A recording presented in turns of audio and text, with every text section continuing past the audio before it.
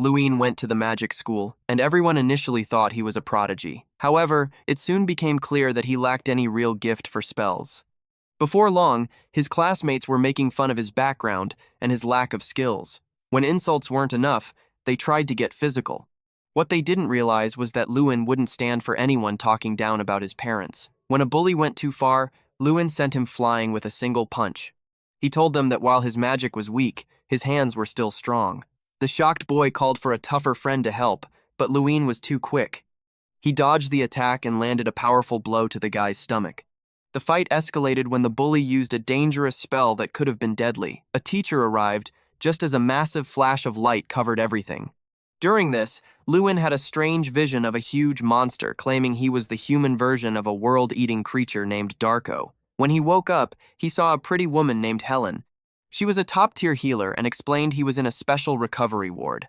Luin was confused and only remembered a weird dream.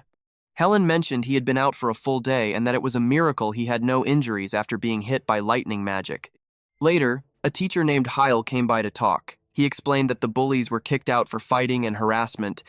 Luin felt bad and admitted he fought back, so the teacher gave him a month of community service. Hyla also asked about a rare item, thinking a legendary artifact must have protected Luin with red energy. Since Luin genuinely had no clue what he was talking about, the teacher dropped the subject. Left alone, Luin thought back to his dream about a status screen. As soon as he said the words, a glowing blue box appeared. Helen walked back in, but she couldn't see it, so Luin pretended he was just joking around. Once he was cleared to leave, he headed to the gym at night. The screen showed up again with a simple task he could repeat. Though he wondered why a mage needed to lift weights, he decided to give it a shot. He started training hard under the stars. He noticed the system was strict. If his form wasn't perfect, the rep didn't count. Exhausted and sweaty, he finally finished the goal and smiled as the screen showed he had earned a reward. Luin felt a sudden change deep inside as a new power flowed through him. Even without knowing exactly what happened, he was sure he had become much stronger. To test this out, he threw a punch and noticed his speed and power had significantly improved. Curious about his new gifts, he opened the system screen and found an ability called the Circle of Strength. Normally, mages develop circles around their hearts to control magic, and although Luin was born with several, they had always been useless. Now, those circles were gone, replaced by a strange new energy that left him stunned. At first, he worried this meant he could no longer be a mage. However, he decided to try casting a fireball, the spell he usually failed at.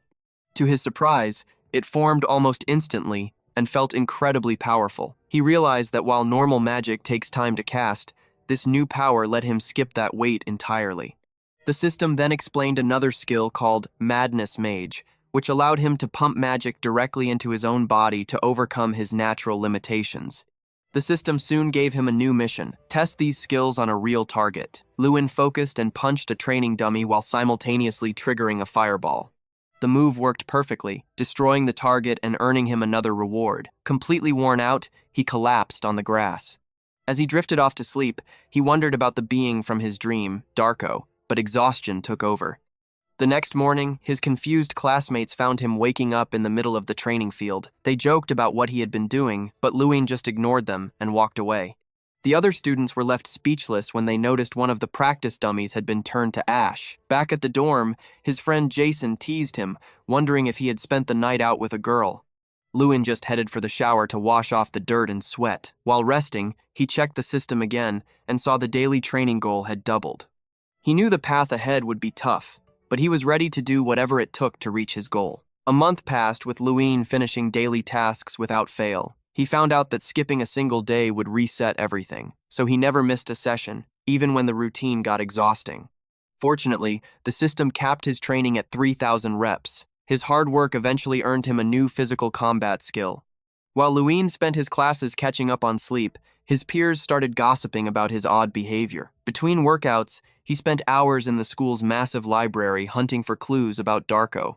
However, he found nothing about the World Eater or his status screen. Just as he hit a dead end, Jason arrived with shocking news. Luin's father was at the academy. Luin ran to meet him and found him talking with a teacher. They went somewhere quiet to catch up, where Luin asked about his family and his sister, who was still practicing her sword skills. Eventually, The mood shifted when his father admitted he came to see if Lewin wanted to quit. He reminded his son that there was always a place for him at home if the academy was too difficult.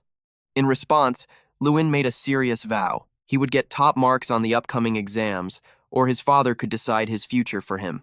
When exam day arrived, the staff warned that cheaters would be expelled instantly. The tests included written papers and practical challenges like combat and power levels. Usually, a student named Gary took the lead in these events, but Lewin felt ready to claim the top spot himself. Before the practicals began, Jason noticed Lewin seemed different and asked about his strategy. Their talk was interrupted by Gary, who laughed and asked if Lewin was actually going to try. He mocked Lewin for failing 6 times before and told him to just give up instead of embarrassing himself again. Lewin simply smirked, unfazed by the insults about his magical limitations. Mikel grit his teeth and promised he would beat Lewin in a direct fight later on. Soon, the first part of the test started, which focused on hitting many targets at once. This year, the exam was much harder because the targets were moving around constantly. Most of the students struggled and their scores were very low, with some barely hitting a few marks. The judges were disappointed and felt this year's class was weak, but one teacher told them to wait before giving up. Professor Elric called Mikel to the front, and everyone watched as he gathered blue flames in both hands. He released a massive blast that took out several wooden targets at once, making his uncle very proud. His family even claimed he would be the star of the upcoming school festival. However, a senior master named Tyrion was bored until Professor Heil asked him to stay for Lewin's turn. Lewin walked up with a smile, ready to show what he could do. As soon as the judge gave the signal, Lewin started charging a fireball. The teachers were shocked by how fast he could cast magic. While Mikel was busy making fun of him and calling him useless trash, Lewin activated his special ability to speed up time. For 30 seconds, he moved like a blur, appearing everywhere at once like a storm of fire. He shattered 27 targets, leaving everyone in total shock. The judges started clapping, and even Tyrion stood up to praise the amazing performance. For the first time in 6 years, Lewin felt the warmth of being recognized by everyone. While some professors argued that what Lewin did wasn't traditional magic, others said that magic is about making the impossible happen. Lewin suddenly became the most popular student in the school, but he knew that not everyone was happy for him. When he got back to his room, he found Mikel waiting for him.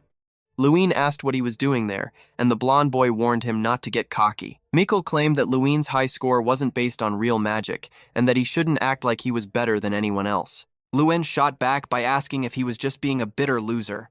This made Mick furious, and he grabbed Lewin's shirt in a rage. Staying calm, Lewin just took hold of the other boy's hand. Mick felt a weird sensation and looked down, shocked by the incredible strength Lewin was showing. Lewin stepped closer and told him they could settle things in a real fight. Mick pulled his hand away and questioned if Lewin was even good enough to face him since his past grades were so bad. Lewin told him he'd just have to wait and see. As Mick left, he told Lewin not to fail the next part of the test, though he was secretly hoping for a disaster. Still, his hand hurt from Lewin's grip, making him wonder if the boy was even a normal mage anymore.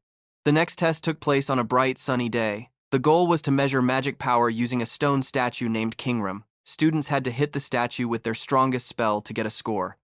Lewin double-checked the rules with Jason, knowing the statue was famous for giving out low points. One student tried a lightning spell but only got a single point and a bunch of insults from the statue.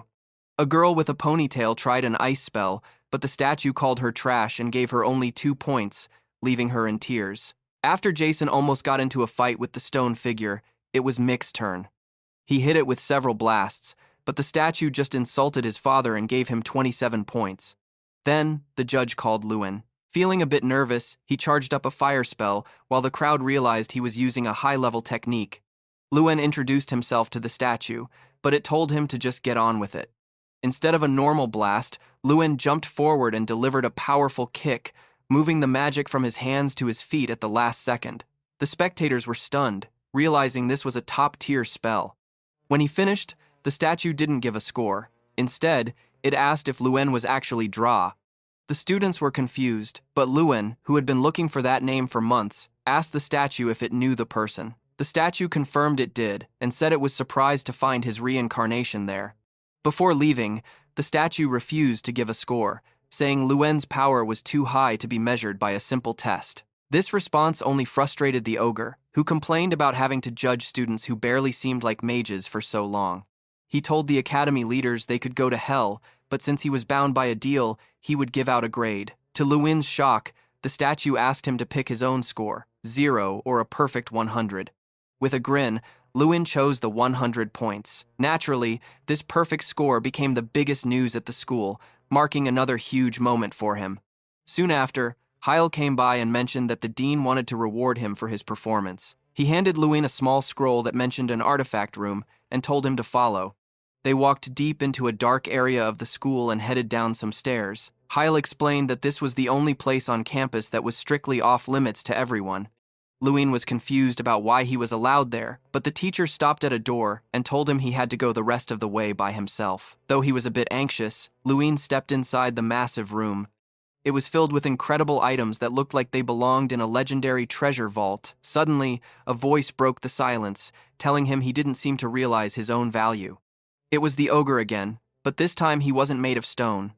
The creature explained that in this room, he could use his real body. He told Lewin that he was carrying the same rare item that a player named Darko once used. When Lewin asked who Darko was, the ogre's eyes glowed. He explained that Darko was a powerful being who wanted to be a god. Long ago, he visited the ogre's tribe and was so strong they couldn't beat him, so they accepted him as one of their own. Darko stayed for a century, teaching the ogre chief about magic and language. Lewin was shocked that a person could live that long, but the ogre laughed and revealed that Darko wasn't human at all. He was actually a black dragon. Lewin could hardly believe that dragons were real, as he always thought they were just myths. The ogre explained that since Darko couldn't use magic in the normal way, he created a special fighting style by pumping energy into his limbs, just like Lewin was doing. Darko became the strongest being in existence using that unique power, but he was never satisfied. He kept chasing more strength until he eventually destroyed himself and everything around him. A cold wave of fear hit Lewin as he finally realized why that being was called the World Destroyer. A notification popped up on his screen, granting him fresh skills, the ability to talk to ogres, and a new buffing power. While gripping a glowing sphere called Strang, he asked what it was. The ogre explained it was a mission prize and took a closer look, confirming it wasn't just an object, but a living incarnation. Cram mentioned that the dragon must have locked this spirit inside the stone before dying. Apparently, this being had a nasty attitude but promised endless strength if its master kept it happy. Suddenly, the orb cracked open and a tiny brown bear cub crawled out. The little creature immediately got annoyed, complaining about being called a bear. Lewin was shocked to hear the cub speaking his language, but the furious animal pointed a paw at him and demanded to be treated with respect.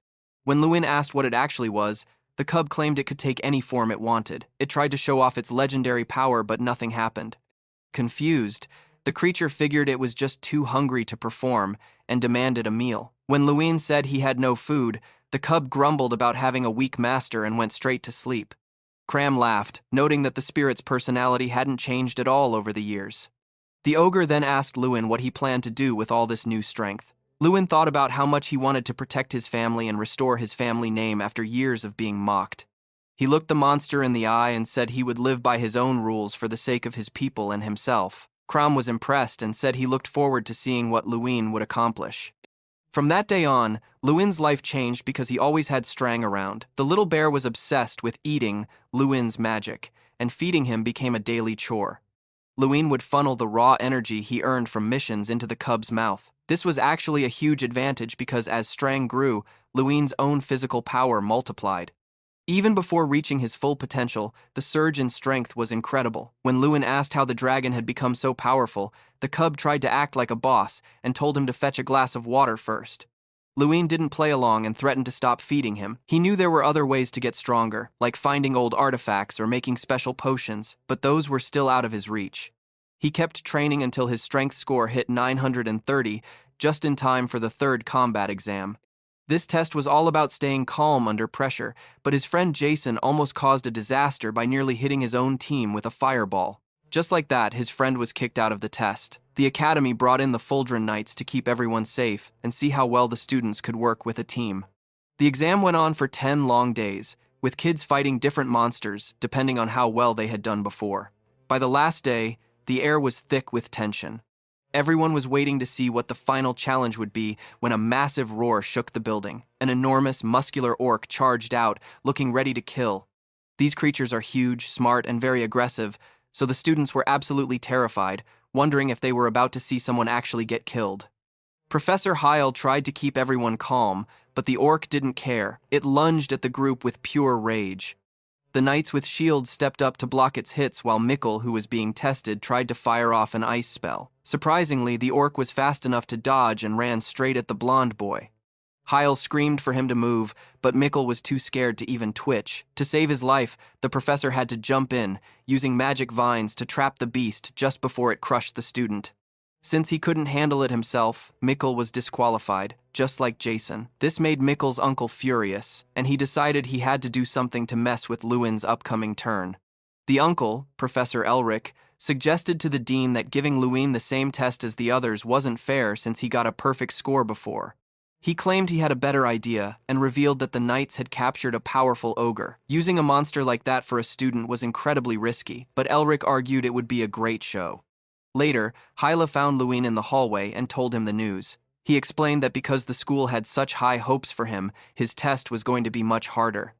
When he found out he had to fight an ogre instead of an orc, Lewin was visibly stunned. Out on the field, the massive ogre was straining against heavy chains, roaring in a way that made everyone nervous. Even the knight captain thought this was a terrible idea, knowing an ogre could easily kill a person with one hit. Lewin asked his professor if they were really going through with it, and Heil confirmed it was the dean's command. The captain was annoyed that a student's life was being risked for a grade and didn't think Lewin stood a chance. Lewin knew exactly how dangerous this was, but instead of waiting for the knights to protect him, he started moving toward the beast on his own. The captain shouted a warning, telling Lewin he was going the wrong way and that he belonged in the back with the other mages. Lewin ignored him, stating he would fight on the front lines because his magic was different from the rest. The knight thought he was being suicidal and asked why he was throwing his life away. Lewin simply threw off his cape, looked the man in the eye, and said he was desperate to succeed. Even with the danger, the captain couldn't see even a hint of fear in the boy. Professor Heil signaled the start, and the chains holding the beast snapped open. The monster let out a terrifying scream and lunged forward. In a move that looked like a suicide mission, Lewin dashed past the soldiers toward the enemy. The captain yelled for him to stop, but Lewin was already pulling his arm back for a strike. As the monster swung a massive fist, Lewin fired a fireball point blank. Their attacks collided with a massive explosion that lit up the entire field, sending flames everywhere. The soldiers watched in shock, realizing the boy had used a close-range spell against such a huge creature. In the stands, the teachers and the dean were speechless. A student fighting an ogre hand-to-hand was unheard of. When the smoke cleared, Lewin was still on his feet. The captain rushed over, relieved he was alive, and scolded him for not sharing his plan. Lewin just apologized and said they needed to focus on finishing the fight. The monster was still up and breathing heavily with rage. The captain told Lewin to step back and let the professionals handle it, but Lewin refused to move. He insisted that since this was his test, he should be the one to end it. Despite the beast being 5 times his size, Lewin wasn't afraid. He had 2 reasons for his confidence: his ability to understand the monster's screams of fear and a system mission that promised him extra strength if he won. He knew that winning this fight would make him much more powerful in the long run. The ogre roared that it would kill him and leaped into the air. It tried to crush Lewin's head, but the boy was too fast and dodged the smash. Lewin knew he needed to find a weakness, so he activated his time-slowing skill. The captain was amazed by how fast the boy could move. Lewin saw an opening and charged in at the perfect angle. The monster tried to land another heavy punch, but Lewin was ready. He defended himself perfectly, using a well-timed knee strike to deflect the massive hand away. The ogre managed to grab one of Lewin's legs and tossed him aside like he weighed nothing. While flying through the air, the boy managed to regain his footing by kicking off a nearby wall, but the monster was already on top of him. A massive punch shattered the stone right where Lewin had been a second before. Being much quicker, Lewin dodged and moved behind the beast. The ogre growled in anger, calling him a pest, but Lewin didn't hesitate. He shifted his weight and landed a direct hit to the monster's face, sending it crashing to the dirt. Lewin jumped onto the creature's chest and prepared to finish the fight, using his skills to boost his power. The monster was shocked and asked if Lewin was even a human being. Instead of answering, Lewin triggered a massive fire explosion. Because the fight had been so intense, his enraged status made the blast even more destructive, covering the entire area in heat and flames. When the smoke cleared, the ogre lay still. Strang, who had been observing from the sidelines, admitted that the boy was actually much better than he had expected. The crowd went quiet for a moment before erupting into loud cheers. While the instructors were stunned and some were frustrated, the dean couldn't help but smile at the victory. The knight captain was baffled, asking who had taught him to fight like that, but Lewin insisted he had figured it out on his own. Professor Heil approached and admitted he never thought Lewin could actually pull it off. He officially told Lewin that he had passed the exam, which brought a satisfied grin to the boy's face. By finishing the task, Lewin unlocked a new ability called Player's Eye. Strang explained that this was a mark of a true player, allowing Lewin to see through invisibility and check a mini-map of his surroundings. He could even see the stats and info of people around him, though he couldn't read the data of someone much stronger than himself, like the professor. Word of Lewin's victory spread through the whole school immediately. While he was hanging out with Jason, several girls approached to give him gifts and snacks, clearly impressed by his strength. Lewin wasn't really interested and offered the treats to Jason, who got annoyed and told him to be more respectful. Lewin used his new eyes to check Jason's stats and saw that his friend actually had a lot of hidden potential. He encouraged Jason to train harder and have more faith in himself, promising him that he would definitely pass the next big test if he stayed focused. Excited, the blonde set his sights on breaking into the top 10 for the upcoming tests. However, he confessed that he still found it hard to believe how much Lewin had changed over the last 6 years. Lewin looked away, knowing exactly what his friend meant because he felt like a different person too. On top of that, everyone was talking about a new rumor, that Lewin might actually beat Mick and become the school's official representative. Lewin stood up and brushed it off, saying he didn't care about titles, but Jason insisted it was a huge deal. This year was special because of the Grand Festival, a massive event where top magic schools competed to see who was the best. Since it lined up with the once every 8 years Olympiad, the competition would be even more intense. The winner would get huge prizes and respect, so the whole campus was curious about who would be chosen. During dinner, Jason argued that Lewin had to be the pick since he was the only one to get a perfect score from the stone statue. Everyone still felt embarrassed about how poorly Mick had performed at the last event, which led to the school getting a mocking nickname for finishing last. Lewin stayed humble, reminding his friend that the final duel against Mick was still coming up and he needed to stay sharp. 4 days later, after training non-stop, Lewin finally hit 1,000 points in strength. Strang was thrilled and told him it was time for an upgrade. A message appeared showing that his daily training tasks had moved to level 2. They were twice as hard now, but the prizes were 3 times better. As the little bear channeled its fire energy into Lewin, the power was so intense it lit up the whole room. Meanwhile, Professor Elric was worriedly thinking about how Lewin had crushed the ogre. He didn't want to believe Lewin could actually beat Mick, because the Hill family had to stay on top of the school rankings. Once the energy transfer finished, Strang reached rank 2, giving Lewin an extra 200 strength points and bringing his total to 1,200. The little bear acted cocky, pointing out that while the rewards were better, the work would be tougher. Lewin looked over his new stats and felt ready for the challenge. He then asked what the bear meant by real combat training. Strang reminded him that he could change his shape into anything, although he had some limits for now. He even promised to take a human form once he reached rank 5. To show off, the little bear let out a swirl of energy and transformed his small body into a giant, scary scarecrow. Lewin wasn't particularly amazed by the new look, casually mentioning it wasn't what he had in mind. However, as the scarecrow began its assault, it warned the young man not to be so dismissive, noting it had been a key partner during the Dragon's Own training days. This meant Strang would now act as a live practice target for daily missions, allowing them to spar constantly. Although he was currently only as strong as a third-class mage, Strang explained that once his true power returned, he could shift into anything, even a dragon or a demon. Lewin asked to begin right away with Strang in a mage form. With a chuckle and a glow in its eyes, the little bear agreed, manifesting a magic staff from thin air. The beauty of this setup was that Strang's spells would only push Lewin back without causing real harm, making him the ultimate sparring partner. As energy gathered at the tip of the staff, the bear announced he was starting. Lewin dodged the first spell, thinking about how Mikel was likely training just as hard. Meanwhile, Mikel was complaining to his uncle about how much he hated Lewin. This only made Elric angry, and he snapped that Mikel needed to work harder instead of whining. Mikel fired back, mentioning rumors that Elric was actually the one who helped Lewin get a high score by setting up the Ogre fight, which would look terrible for their family if anyone found out. The professor asked if he was being blackmailed, but Mikel just wanted a way to win. If Lewin became the school's star at the festival, their family's reputation would be ruined. Elric then pulled out a small bottle containing the blazing flower herb. This herb could create a powerful potion that cut mana costs and blocked out pain, though it made the user go into a mindless rage. Elric was impressed his nephew knew about it. When Mikel asked if he should really take such a risk, his uncle insisted it was the only way to save their family honor. He even provided a second potion to hide any traces of the drug, since Elric was in charge of the school's doping tests anyway. He told Mikel not to worry because they were both part of the same powerful family. Finally, the day of the big duel arrived, and the arena was filled with people eager to see the fight. As the two students stepped onto the field, Lewin felt the tension.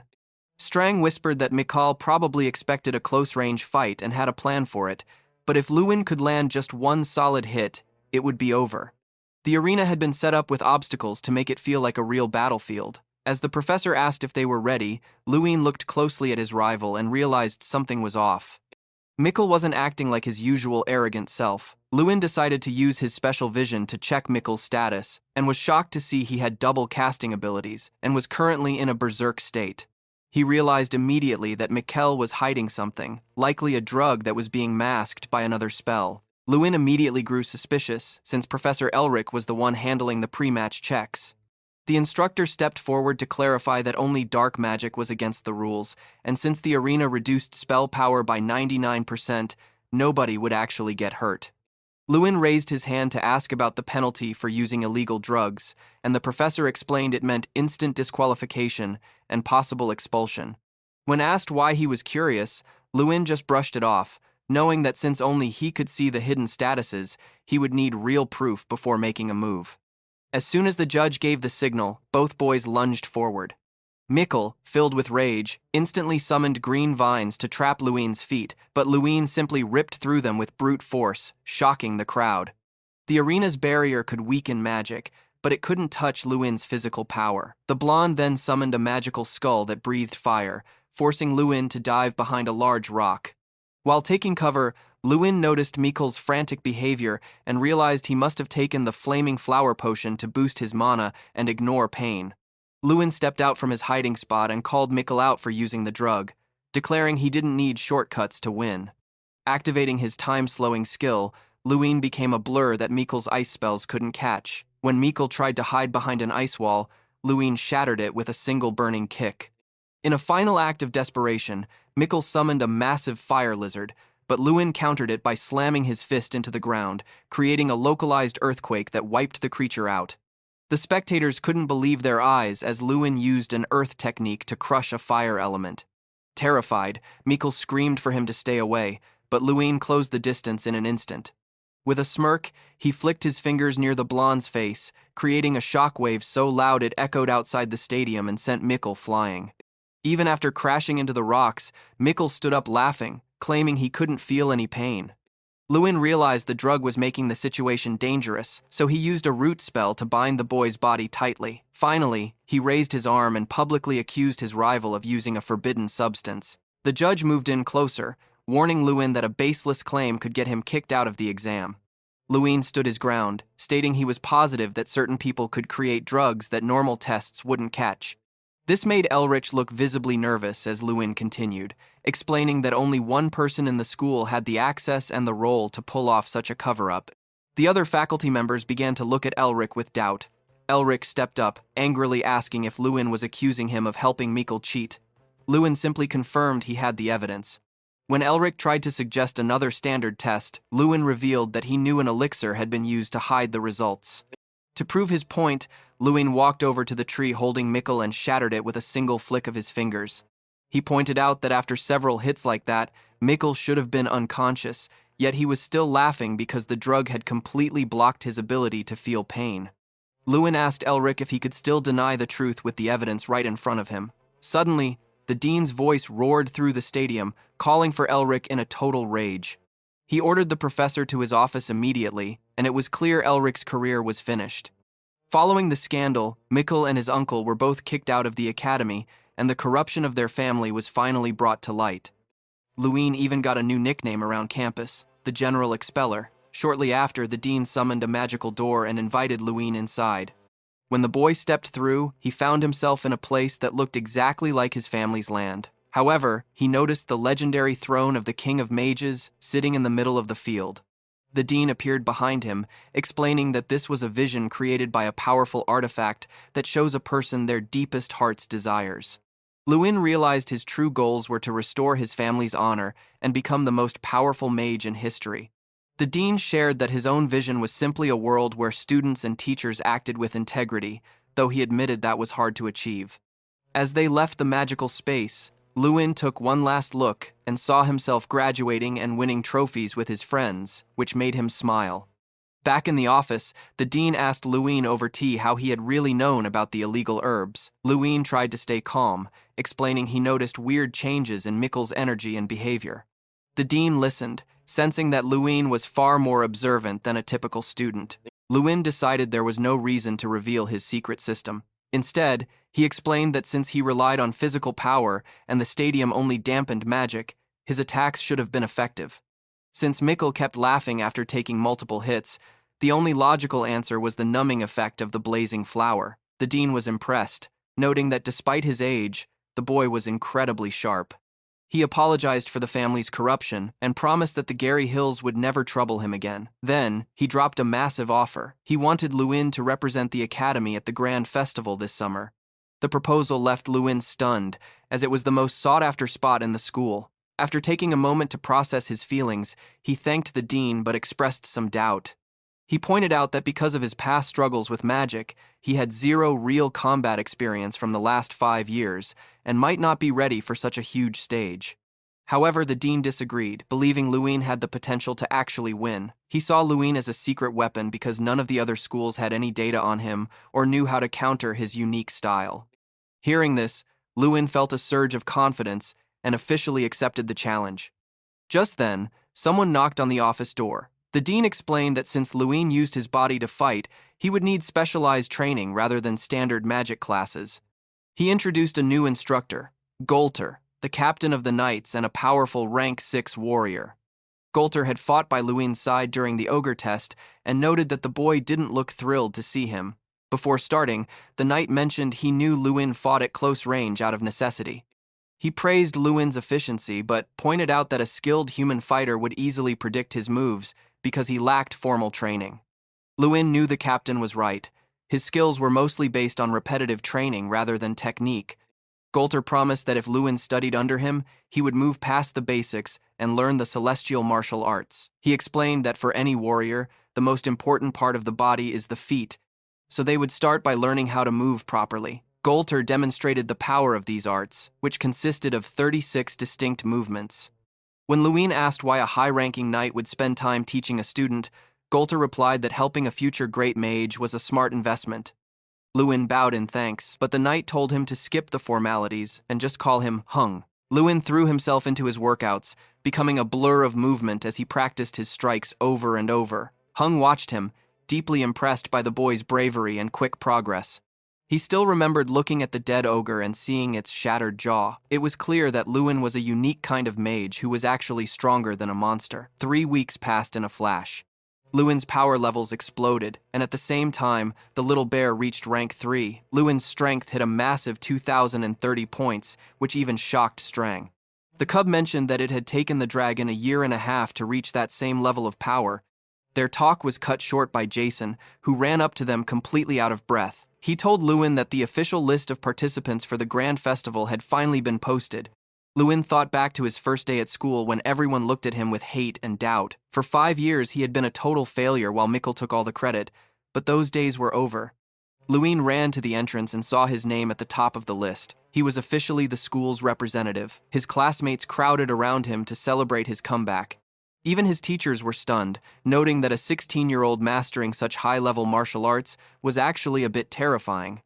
Soon, the chosen students boarded a high-speed train to Alta, where the festival would take place. While most students were gossiping and having fun, Luin tried to stay calm and focus. However, some of Mikel's old followers, led by a guy named Hanks, started making trouble. They sneered at the other students, saying Lewin wouldn't be able to pull off a miracle and that Mikel would have been a better choice. Lewin recognized them as bullies who only got ahead because of their old connections. He shot back, mocking them for being loyal lapdogs to a master who had already been kicked out of school.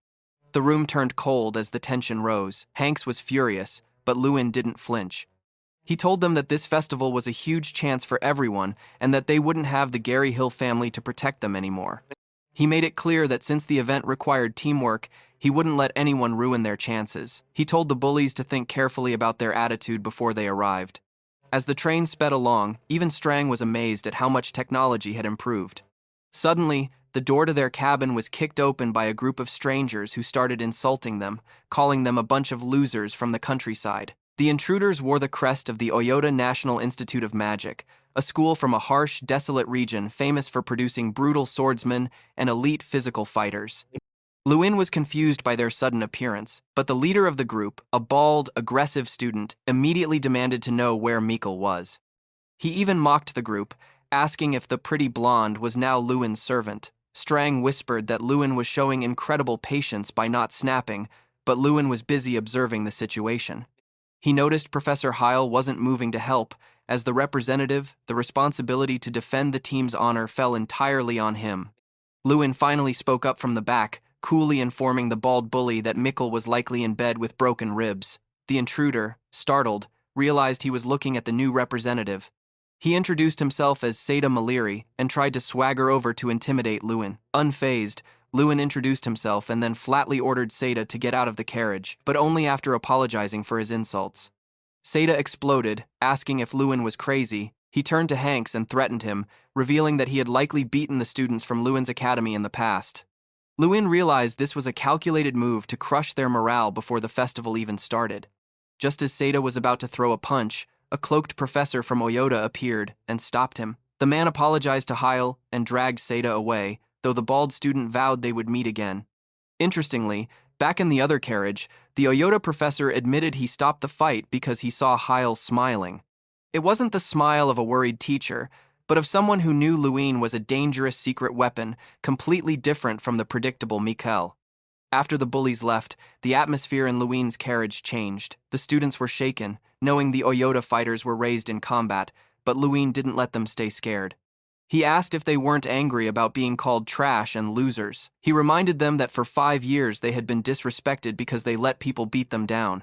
He told them to stop fighting each other and start focusing on the real enemy. His words worked. Even the spiky-haired kid and Hanks approached him, no longer fueled by envy. They began strategizing, even suggesting that Lewin take a key position in the upcoming arrow ball match to lead them to victory. It seemed the former cronies had finally decided to throw their weight behind Lewin. Their next stop was the Duchy of Alta, and everyone scrambled to grab their luggage. Alta is a unique, neutral state within the Imperial Federation of Riak. The Empire itself steps in to judge any violence there, which is why it's the premier host for massive international events like the Festival of Magic and the Grand Sword Prix. The students were floored by the city's atmosphere. Jason remarked that it felt like an entirely different world compared to the state of Damon. Lewin was equally stunned. The capital had a refined, ancient vibe that made him feel like a total country bumpkin. As they headed to their lodgings in carriages, Professor Heil warned them to stay away from other schools' quarters to avoid starting any trouble, looking pointedly at Lewin, who felt personally called out. Suddenly, Strang's nose twitched. The little bear was so hyped, he practically leaped off Lewin's shoulder, claiming he'd caught the scent of one of Draw's relics nearby. The next morning, while Jason was still dead to the world, Lewin was already sprinting out the door. Following Strang's guidance and the mini-map, he arrived at a modest shop called All Teens Memory Touching Workshop. It wasn't the high-security vault or black market Lewin expected for a dragon's relic, but using his gamer's eye, he spotted a distinct glow inside. It was a ring, Draw's very first artifact. Strang laughed, admitting it was actually a bit of a failure because it was too effective. It didn't just resist enemy attacks, but also the touch of friends, or even a hug. Despite being socially useless, it provided a massive 200 strength point boost. The shop owner told Lewin he could just have it since it had been gathering dust for years. Not wanting to be a freeloader, Lewin used his skill to find something else to buy and spotted a rare book on the quantum mechanics of magic and swordsmanship. Just as he reached for it, a white-haired girl appeared. Lewin's ability revealed her identity, Irene Prius from Siki Women's University. She was a genius 5th-class mage, and one of the 11 young mages handpicked by the King of Mages, Terran Artemis. Irene demanded he drop the book, but Lewin stood his ground, noting he'd touched it first. She tried to be polite, explaining she really needed it for personal reasons, but she started sweating and blushing when he pressed her for details. Lewin wasn't buying the academy task excuse for a second. Lewin figured the girl might be on a secret mission for the king. He decided to let her have the book since she clearly needed it more. As he walked away to find something else, Irene watched him with a look of real thanks. Later, when Lewin told his friends about meeting her, the room went crazy. Jason was heartbroken with jealousy, and the guys started a silly argument about who had seen her before. Lewin noted that Irene was incredibly powerful, only losing to a guy named Doom Prime. Prime was the top student at a famous combat school and wielded a legendary glowing sword. Lewin realized that Irene needed that book to find a way to beat him. While being a magic swordsman is usually difficult, Prime was a natural genius who had everything: looks, money, and power. This made Lewin wonder if he could actually compete against such famous talents. Even so, he remembered the dean's belief in him and vowed to give it his all. Suddenly, a student rushed in with the news that the first match schedule was out. Lewin hurried to the screen and saw their first opponent, Oyota Academy. The Oyota students immediately started laughing, calling Lewin's school Katamong, and acting like the win was already theirs. Lewin knew they were famous for fighting dirty, but he didn't back down. He walked right up to their leader, Seda, and told him to stop with the insults. Lewin made it clear he was tired of being in last place and was aiming for the top. The Oyota group was stunned by his confidence. They started digging into Lewin's history and were shocked to find out he had been a failure for years before suddenly becoming a top-tier student with a perfect score. They realized Lewin was a complete mystery they couldn't ignore. The Oyota team figured Lewin's sudden burst of confidence came from a lucky streak. Their leader, Seda, recalled his professor's warning about Lewin's hidden potential but shrugged it off, sticking to his plan to crush the Catamongols the old-fashioned way. Back at the dorms, the team prepped for the mana grenade launch event. This was a fierce team competition where every member participated except for the representative. The challenge required teams to destroy massive mythal golems by hurling mana grenades at them, and the fastest group would win. A worried student approached Lewin, doubting they could succeed without their strongest fighter. Lewin admitted that Ignite lacked individual talent compared to Oyota, but he insisted victory was possible through perfect teamwork. He discarded the standard playbook and organized the students into 4 specialized units. The first group would forge the grenades, the second would transport them, the third would launch the assault, and the fourth would act as saboteurs by healing the enemy's golem to slow them down. Using his gamer's eye, Lewin assigned every student to a role that matched their specific stats. Seeing his precision, Jason and the others felt a real surge of hope. Just as morale was peaking, a student named Fulham stumbled in, badly bruised. He revealed that Seda and his crew had ambushed him. Furious, Lewin marched straight to the Oyota facility. Seda was waiting for him, acting tough and asking what a loser could possibly do. Lewin didn't argue. He grabbed Seda's shoulder and applied so much physical pressure that the bully was forced onto his knees. When Seda tried to swing a punch, Lewin dodged it effortlessly, gripped his arm tight, and warned him never to touch his students outside the arena again. Before leaving, Lewin proposed a high-stakes wager. If Ignite won the event, Seda would have to endure a full-power finger flick and apologize to everyone he had bullied. This news set the Ignite dorms on fire with motivation. They weren't just fighting for a grade anymore, they were fighting for justice.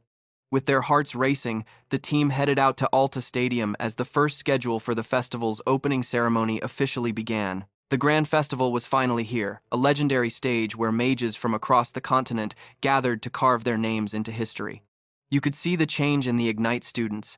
They were no longer hanging their heads, but were filled with a new sense of hope. Lewin felt the thrill of being in a place where icons were made.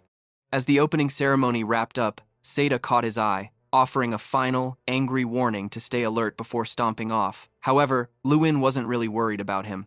His gaze shifted to Doom Prime, the reigning champion from the Rain School of Magic. Prime was the massive wall they would eventually have to climb if they kept winning. While Lewin was lost in thought, Irene approached him with a smile, teasing him about how quickly news of his chat at the Oyota dorms had spread. She advised him that it might be smarter to keep a low profile, but Lewin countered by asking if he should hide his strength like she does. Before she could process the jab, he rushed off to join his team for the first event. The Mana Grenade Challenge began, and the crowd was baffled by Ignite's strange formation. Most people were still betting on Oyota, whispering insults about the Academy Mongols. Irene watched closely from the stands, unable to believe her eyes. Following Lewin's precise shouts from the sidelines, the Ignite team coordinated perfectly. They didn't just attack, they dismantled the golem's limbs one by one. Seda was losing his mind, screaming at his teammates as they fell behind. The reason for the upset was pure strategy. Lewin had used his unique insight to place every student in a role that maximized their power while covering their flaws. Irene was stunned, realizing that Lewin must have an incredible ability to read people's strengths. As Jason hurled the final massive mana grenade, the golem shattered into pieces. The stadium went silent before erupting. The team everyone mocked had just taken first place, leaving Oyota in the dust. The Mongols were no longer losers. They were winners. Now, the excitement turned to the capture the flag game.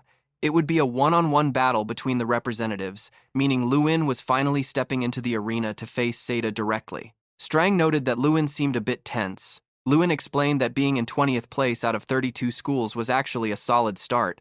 While their recent win got people talking, it wasn't enough to kill their loser reputation yet. He knew he needed a massive, undeniable victory to flip the script for good. Beyond just winning, Lewin felt a deep need to prove his worth to the King of Mages. Inside a nearby dome, a high-level meeting was taking place.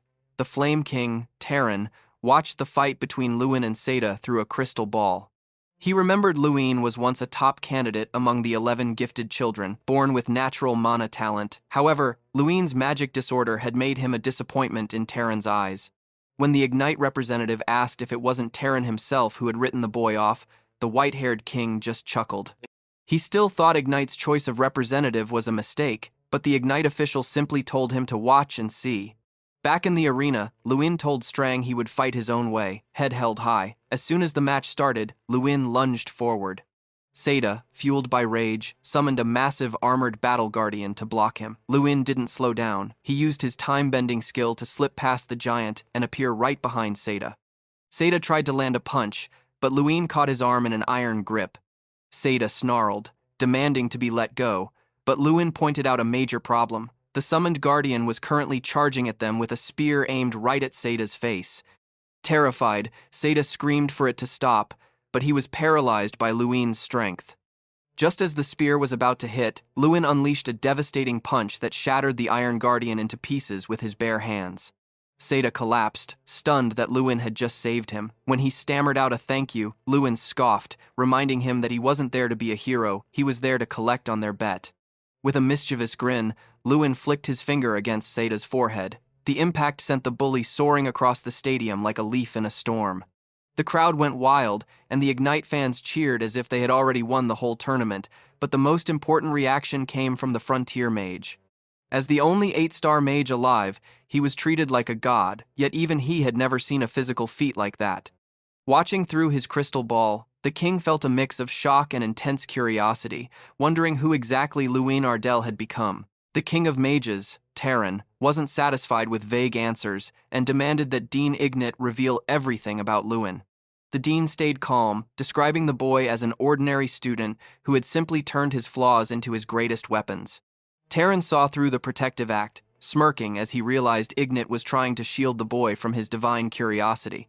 Despite the warnings, the king made it clear he intended to have a word with the young prodigy, eager to decode the mystery of Lewin Ardell. Meanwhile, far from the royal tension, Lewin was suffering through a very different kind of battle at the Drink and Die pub. While he wanted to focus on the next round, his teammates were busy partying like champions. Jason dragged him into the fun, offering a local specialty called the Dragon Kiss.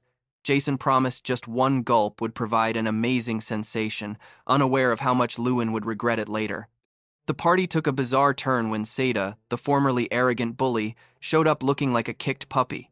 Instead of starting a fight, he stood before the Ignite students and offered a sincere, deep bow.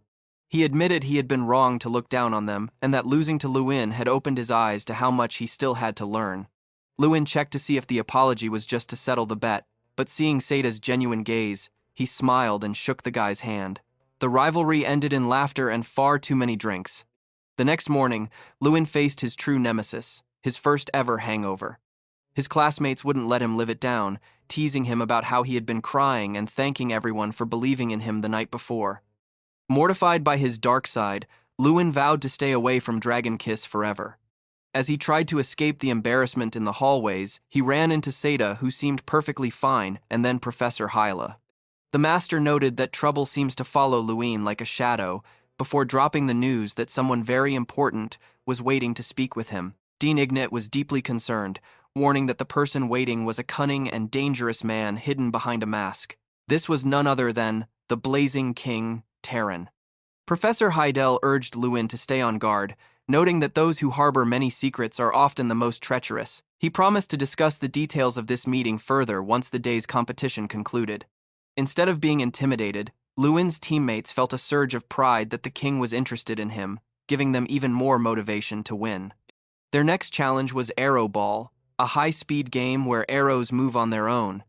Teams are divided into attackers, defenders, and a goalie, with the goal being to hurl the arrows into the enemy net.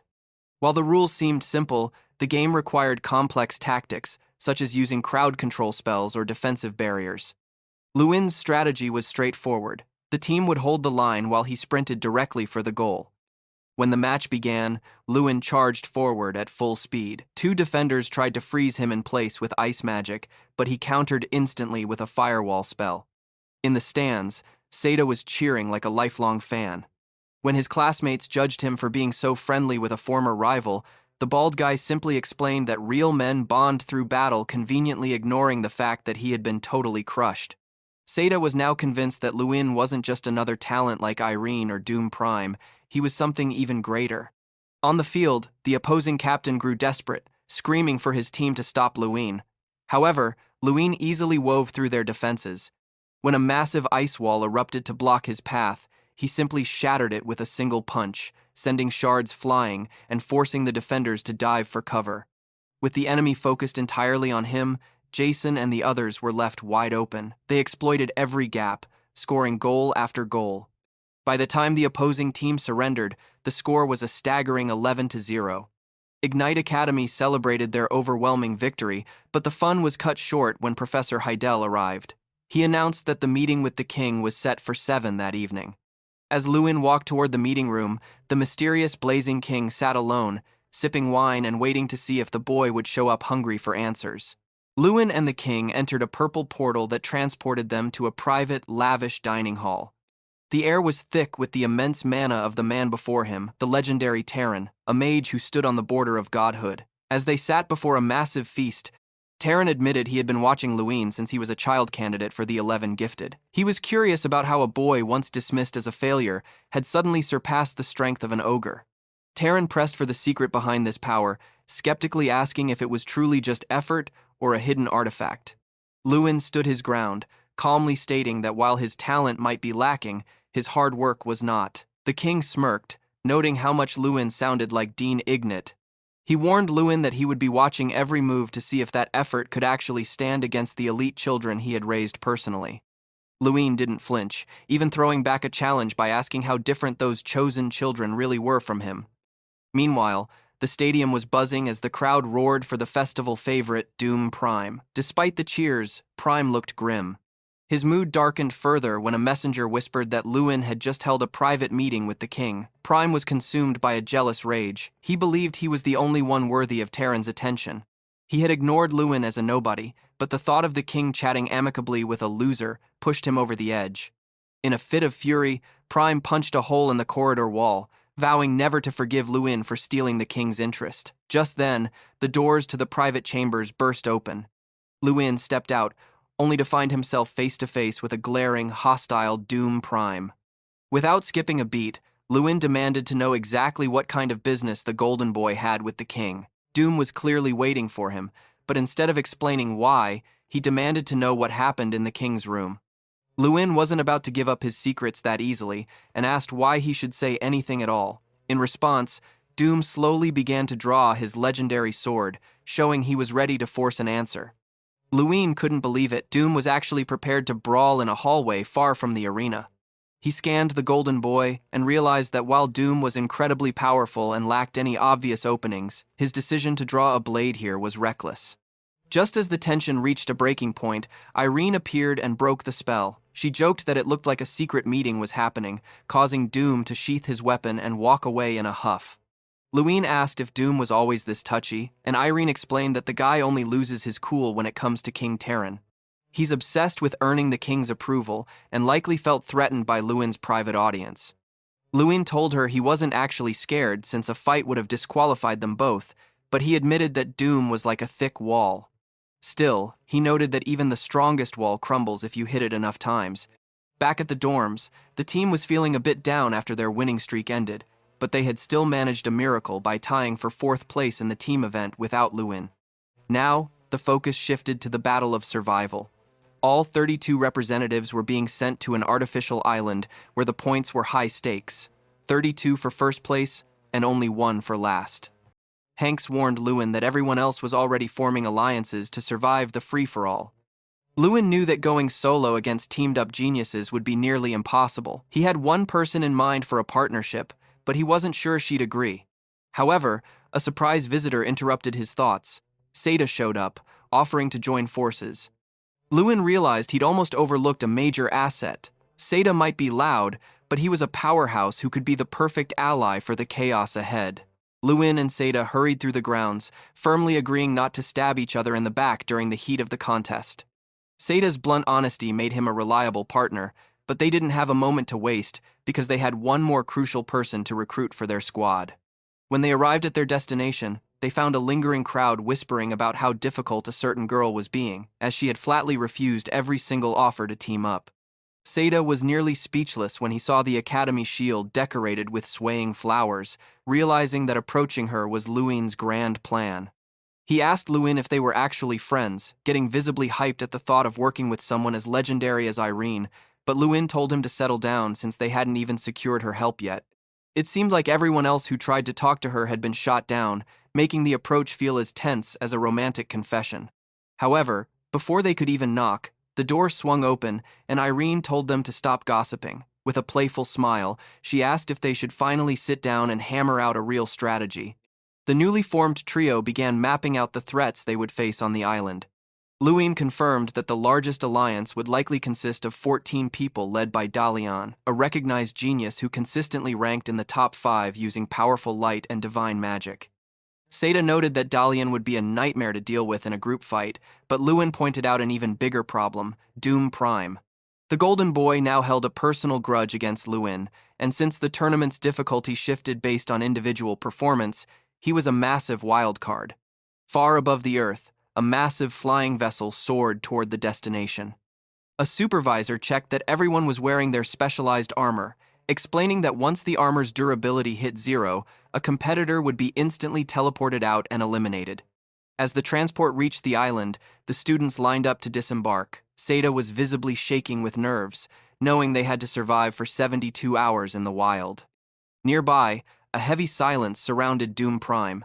Every other student was terrified to even stand near him. As expected, he chose to work entirely alone, but his presence was still suffocating. After taking a boat to the main island and passing through a shimmering blue portal, the team found themselves in a dense, jungle-like environment. They noticed a magical barrier starting to shrink, defining the safe zone and forcing them to move quickly. As they trekked through the thick vegetation and endless trees, Seda's stomach began to growl. He started grumbling that they should have grabbed some of the delicious food at the entrance, though Irene quickly teased him by reminding him that he was the one who insisted on ambushing people before eating. Their bickering was instantly silenced by a massive earth-shaking explosion nearby. Seda realized the peace was over. It was time to hunt. They spotted a group of unsuspecting students wandering through the forest below, complaining about how heavy their backpacks were after packing too much food. Luin's team didn't hesitate. A streak of blue light shot out and slammed into the student carrying the heavy supplies, sending the group into a panicked scream as they realized they were under fire. Seda shouted that he'd been waiting for this and unleashed his iron spear spell, sending sharp projectiles flying at the targets. At the same time, Irene hoisted a massive ball of mana above her head, conjuring a terrifying 5th-level ice spell. A freezing, violent blizzard swept toward their opponents, proving just how elite Irene truly was as she maintained a perfectly calm face while unleashing total destruction. The enemy students realized they were being squeezed by 3 powerful mages and tried to dig in their heels, desperately blocking the onslaught. Recognizing that these were fellow representatives and wouldn't go down easily, Lewin decided it was time to join the fray. The heavy thud of the protagonist dropping from the trees echoed through the clearing, instantly drawing the fearful eyes of the opposing mages. One of the mages caught a glimpse of movement near a bush and shrieked, "The enemy is there!" before firing off a spell. Lewin, however, moved with predatory grace, narrowly dodging the blast before activating his time refraction ability. In the blink of an eye, the world slowed down, allowing him to weave through the frantic defenders and sink a heavy kick directly into one boy's stomach. Another opponent tried to turn the tide with a binding spell, but Lewin answered with a massive fireball that forced the group to scatter in terror. As one boy tried to flee across the crumbling terrain, Seda signaled Lewin to move in for the finish. Appearing like a ghost behind the runner, Lewin unleashed a concentrated energy ball. The impact was so violent it could be seen from across the woods, leaving the boy unconscious. Almost instantly, the fallen student's body began to glow and vanish, teleported away as his armor hit 0 durability. Faced with the raw power of the trio, the remaining 4 mages lost their nerve and surrendered. This victory turned out to be a goldmine, as the group had been hauling a massive stash of fruits and meat, enough to last Lewin, Seda, and Irene the full 3 days. As they began to secure their loot, another explosion thundered in the distance, specifically from the area where Dalian's large alliance was heading. Seda marveled at the sheer scale of the magic being used, remarking that Lewin had evolved into a completely different person over the last year. Lewin, however, remained focused on the bigger picture, Doom Prime. As the sun began to set, the trio found an abandoned house in the central village to use as a temporary base. The sunset streamed through the windows, illuminating a space that seemed untouched by other groups. While Seda was dying to cook the meat they'd won, they decided against it to avoid letting the scent tip off their location. Irene, watching Lewin closely, asked how he seemed to know every move their rivals would make. Lewin explained his logic. The central village was the only spot large enough for Dalian's massive team, which meant Doom Prime would inevitably head there to rack up kill points by taking them all on solo. It was a reckless plan, but exactly the kind of move Prime would make to impress the Blazing King. Night fell, bringing a quiet tension under the light of a full moon. Lewin had managed to drift off until Irene softly called his name, whispering that someone was lurking outside. Peering through the window, they spotted a lone, hooded figure creeping across the grass toward their door. Lewin told Irene to wake Seda while he positioned himself silently behind the entrance.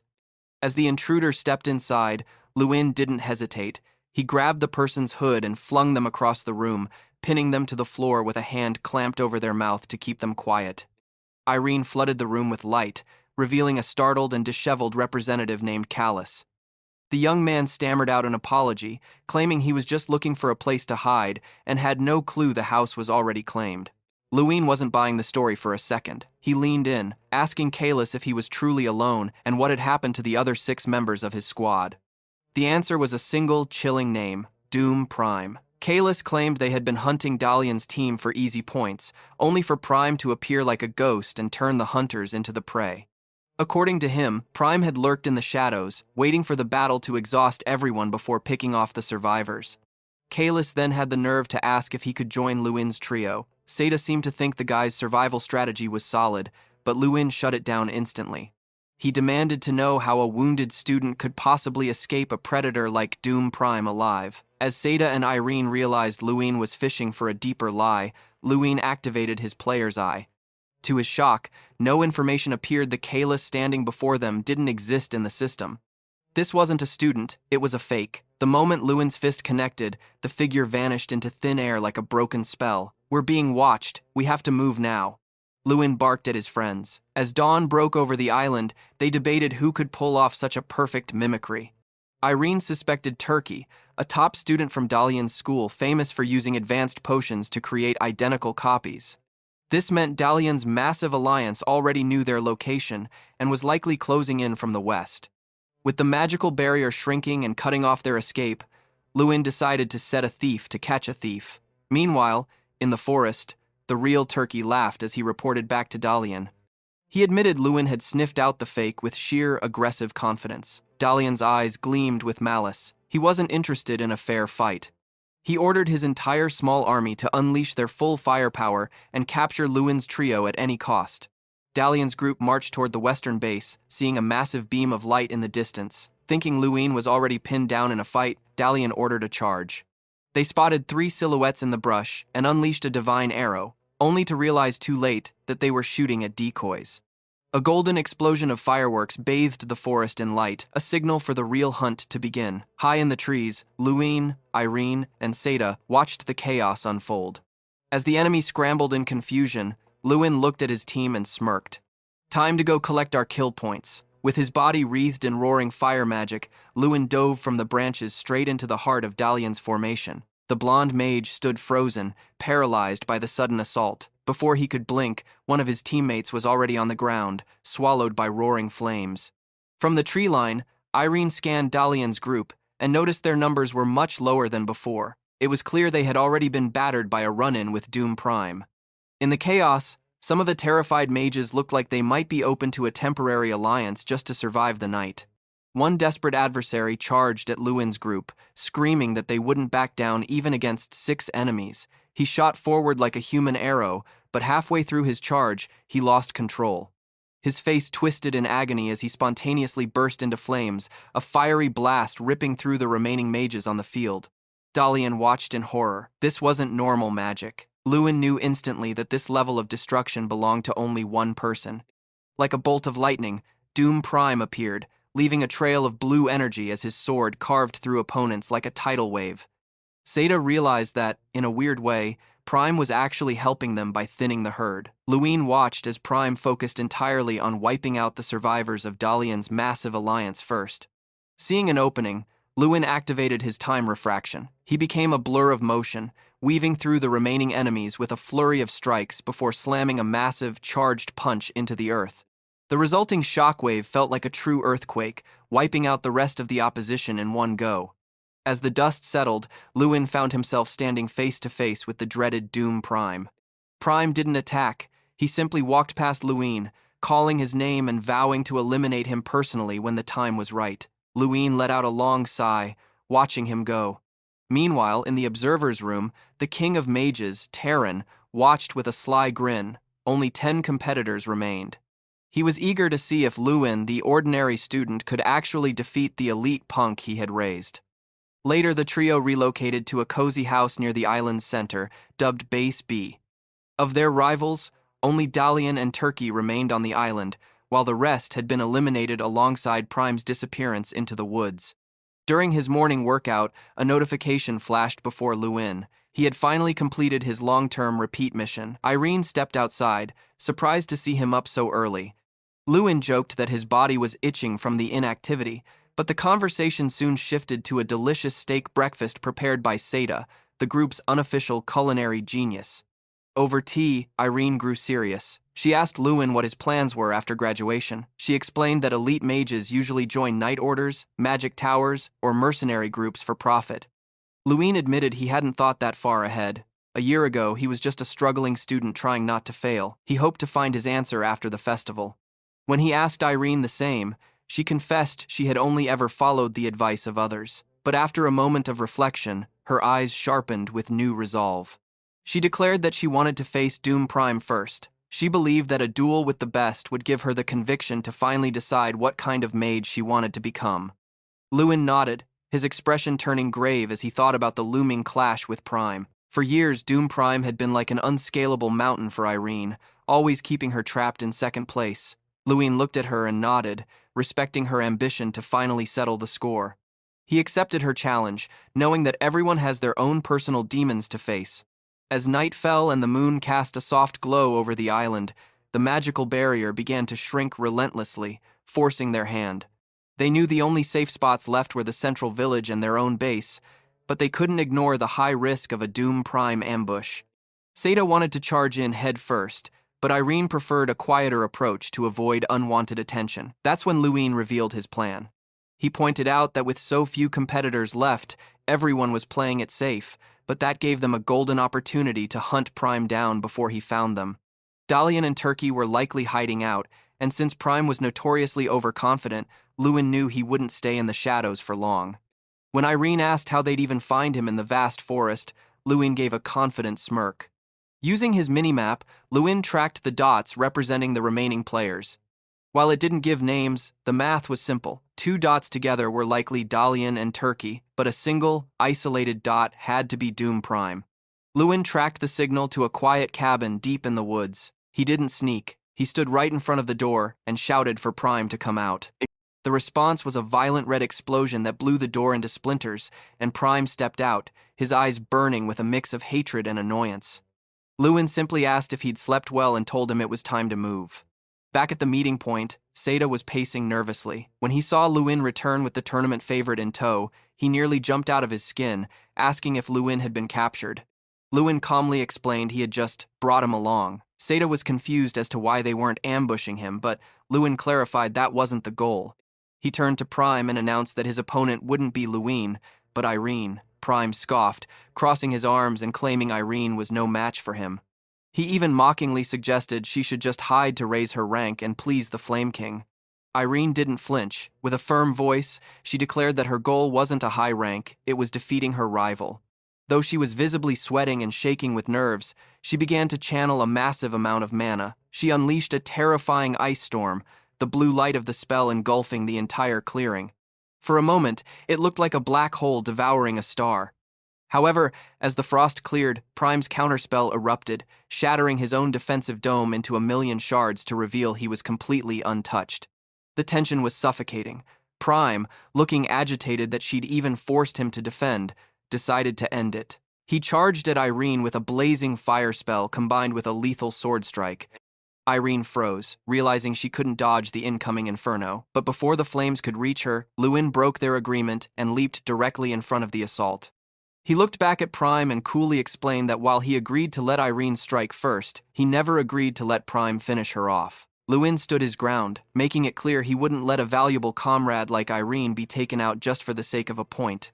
He stepped forward and challenged Prime to a real fight, one that would actually be fun. Prime, ever the elitist, mocked them, asking if Lewin would fight alone, or with the lump of muscle behind him, a nickname that didn't sit well with Seda at all. Lewin chose to go solo, confident that a 2-on-1 would be overkill. He recalled the lessons from Sir Galter. Against a swordsman, the legs are the key. By watching an opponent's feet, you can predict their every move. Lewin locked onto Prime's stance and, seeing an opening, ducked under a lethal blade strike with perfect execution.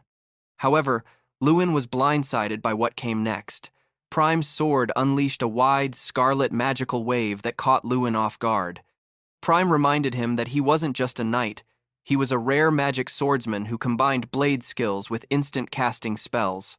Usually, Lewin's strategy was to close the distance to exploit a mage's slow casting time, but Prime weaponized his sword to bridge that gap. After dodging a relentless flurry of blows, Lewin realized his leg had been sliced without him even feeling it. Prime called this radiant impact, a wound designed to drain a target's movement until they were as immobile as Irene. Deciding to end the duel, Prime channeled a colossal beam of violet light. Intricate magical patterns pulsed on the ground as black wings erupted from his back. It was the devastating wings of the demon, a terrifying 5-star spell that hit the forest like a hurricane. Trees were uprooted, and even Seda started to be carried away by the gale. Lewin barely managed to dive behind a massive boulder for cover. While using a torn piece of his sleeve as a tourniquet to stop the bleeding in his leg, Lewin noticed something strange. The antique ring on his finger was beginning to glow with an eerie light. Prime looked at the crater of destruction he'd created, feeling disappointed that Lewin had seemingly been defeated so easily. But Lewin emerged from the dust, admitting that Prime was indeed a formidable wall. When Prime sneered and asked if he was ready to give up, Lewin's resolve only hardened. He couldn't quit. Too many people back at Ignite were counting on him. Seeing this unyielding spirit, Prime labeled him insane and prepared to silence him forever. But Lewin struck first, unleashing the ghoul's fury and charging like a lightning bolt. The two forces collided in a spectacular explosion of mana. Prime was sure his next strike would be fatal, but Lewin bet everything on his mysterious ring. As they clashed, the ring flared to life, acting as a physical shield that defied all logic. It didn't just block the attack, it shattered Prime's legendary sword into hundreds of flying shards. A deep wound ripped across Prime's shoulder as Lewin surged past him. The shock on Prime's face quickly turned into a scream of pure, unbridled rage as he realized his unbeatable weapon had been destroyed by a loser from Ignite. Lewin didn't give his rival a second to breathe, instantly following up with a leg sweep that slammed the Golden Boy into the dirt. Pinning him down, Lewin leaned in close to deliver a cold reality check. Prime's greatest weakness wasn't his magic, but his suffocating arrogance and the delusion that he was untouchable. Before Prime could even muster a response, Lewin channeled a lightning-fast strike directly into his face. The impact was absolute. Prime's form began to shimmer and glitch before he was forcibly teleported out of the arena, eliminated. Seda let out a massive breath he'd been holding, admitting he was terrified that if Lewin had fallen, he would have been the next victim. Lewin's attention then turned to Irene, who stood with her head bowed, clearly weighed down by a sense of failure. He apologized for jumping into her fight, but she cut him off, insisting the apology was hers to give. Her obsession with Prime had almost cost the entire team the match. However, her eyes soon cleared with a new spark of resolve. She told Lewin not to get too comfortable. Her goal was no longer to chase Prime's shadow. Her new target was surpassing Lewin himself. With a confident grin, Lewin warned her that it wouldn't be an easy climb. With only 5 competitors left on the island, the final cleanup began. Dalian and Turkey fought like cornered animals, but they were no match for the combined might of the 3 heroes. The forest erupted in a final storm of spells and smoke until, one by one, the remaining rivals vanished into the teleportation light. When the dust settled, only Lewin, Irene, and Seda remained. Lewin offered a final 3-way showdown to decide the true winner, but Irene gracefully forfeited, admitting she was too exhausted to give him a proper fight. Seda, ever the entertainer, declared it was his time to shine and unleash his true power, only to go flying through the air a second later as Lewin claimed the undisputed title of champion. The celebration back at the academy was legendary. A massive feast was laid out, and even Irene and Seda stopped by the Ignite dorms to congratulate their friend. Jason was practically in a trance, convinced he was dreaming because he was actually sharing a table with the goddess Irene. As the drinks flowed and the sun began to set, the reality of the rankings set in. While Prime had racked up kill points, his early elimination caused his rank to plummet below Dalian and Irene. In a stark contrast to the party, Doom Prime sat alone in a dark locker room, surrounded by a chilling, dark aura. He was haunted by the moment his sword shattered, realizing too late that Lewin hadn't been aiming for him, but for his weapon. The shame of losing while the King of Mages watched was eating him alive. Meanwhile, Dean Ignat watched the festivities from above, stunned that his student had actually pulled off the impossible. On the other hand, the Flame King, Terran, was fuming. Lewin's victory was a direct slap to his pride, and he dreaded having to face the brat's smug face in the winner's hall. Dean Ignat was still processing the shock of recent events, asking his staff if the winner's hall was prepared. The grand festival was reaching its climax, and several days had passed since the intense survival battle. Against all odds, the school once mocked as the Academy Mongols had secured a tie for 3rd place, a genuine miracle. Now only the final individual trial remained, a brutal obstacle course designed to test athleticism, combat prowess, and swimming, where everything from summoned beasts to teleportation was fair game. As the sun blazed over the city, the atmosphere was electric. Seda approached Lewin, noting that the entire stadium was chanting his name as if he were the protagonist of a legend. Lewin smiled but remained grounded. He knew there could be no true celebration until the final victory was carved in stone. When the starting pistol finally cracked, the top competitors exploded into motion. Some used high-speed teleportation, while others summoned majestic guardians to carry them forward. However, the crowd suddenly went quiet, pointing at the starting line. Lewin Ardell wasn't running. He was leaning back with a highly suspicious, confident smirk, watching the dust clouds settle as his rivals disappeared into the distance. Further ahead, the race was a chaotic battlefield. Dalian, ever the diplomat, tried to convince Irene to form another temporary alliance, but the thunderous gallop of a horse interrupted them. It was Doom Prime, wielding a brand new sword and incinerating any monster that dared block his path. Despite knowing Prime for 6 years, Dalian had never been able to bridge the gap. The swordsman remained a lone wolf. Yet, Even as he decimated goblins with effortless strikes, Prime was distracted. He kept glancing back, wondering why the one person he truly feared seeing hadn't appeared yet. He was certain he was in the lead, but a nagging curiosity made him turn to Irene and demand, "Where is Lewin?" Irene couldn't answer. It was bizarre. They had been at the front for a long time, and even a late starter should have caught up by now. Suddenly, a massive explosion of smoke obscured the path ahead. As it cleared, a familiar figure stepped out with a calm declaration. "I've finally caught up." Prime's eyes locked onto him instantly, while Irene asked in a panic what had happened to the rest of the field. With a sarcastic grin, Lewin simply replied, "They're not around anymore." The crowd finally understood Lewin's suspicious delay. As a short-range mage, Lewin knew that exposing his back to long-range specialists while running away would be suicide. Instead, he had devised a predator strategy: wait for everyone to pass, then hunt them down one by one from behind. He had lost count of how many elite mages he had eliminated before reaching the front of the pack. As he neared his friend Seda, the bald man looked up in shock, asking when he had even arrived.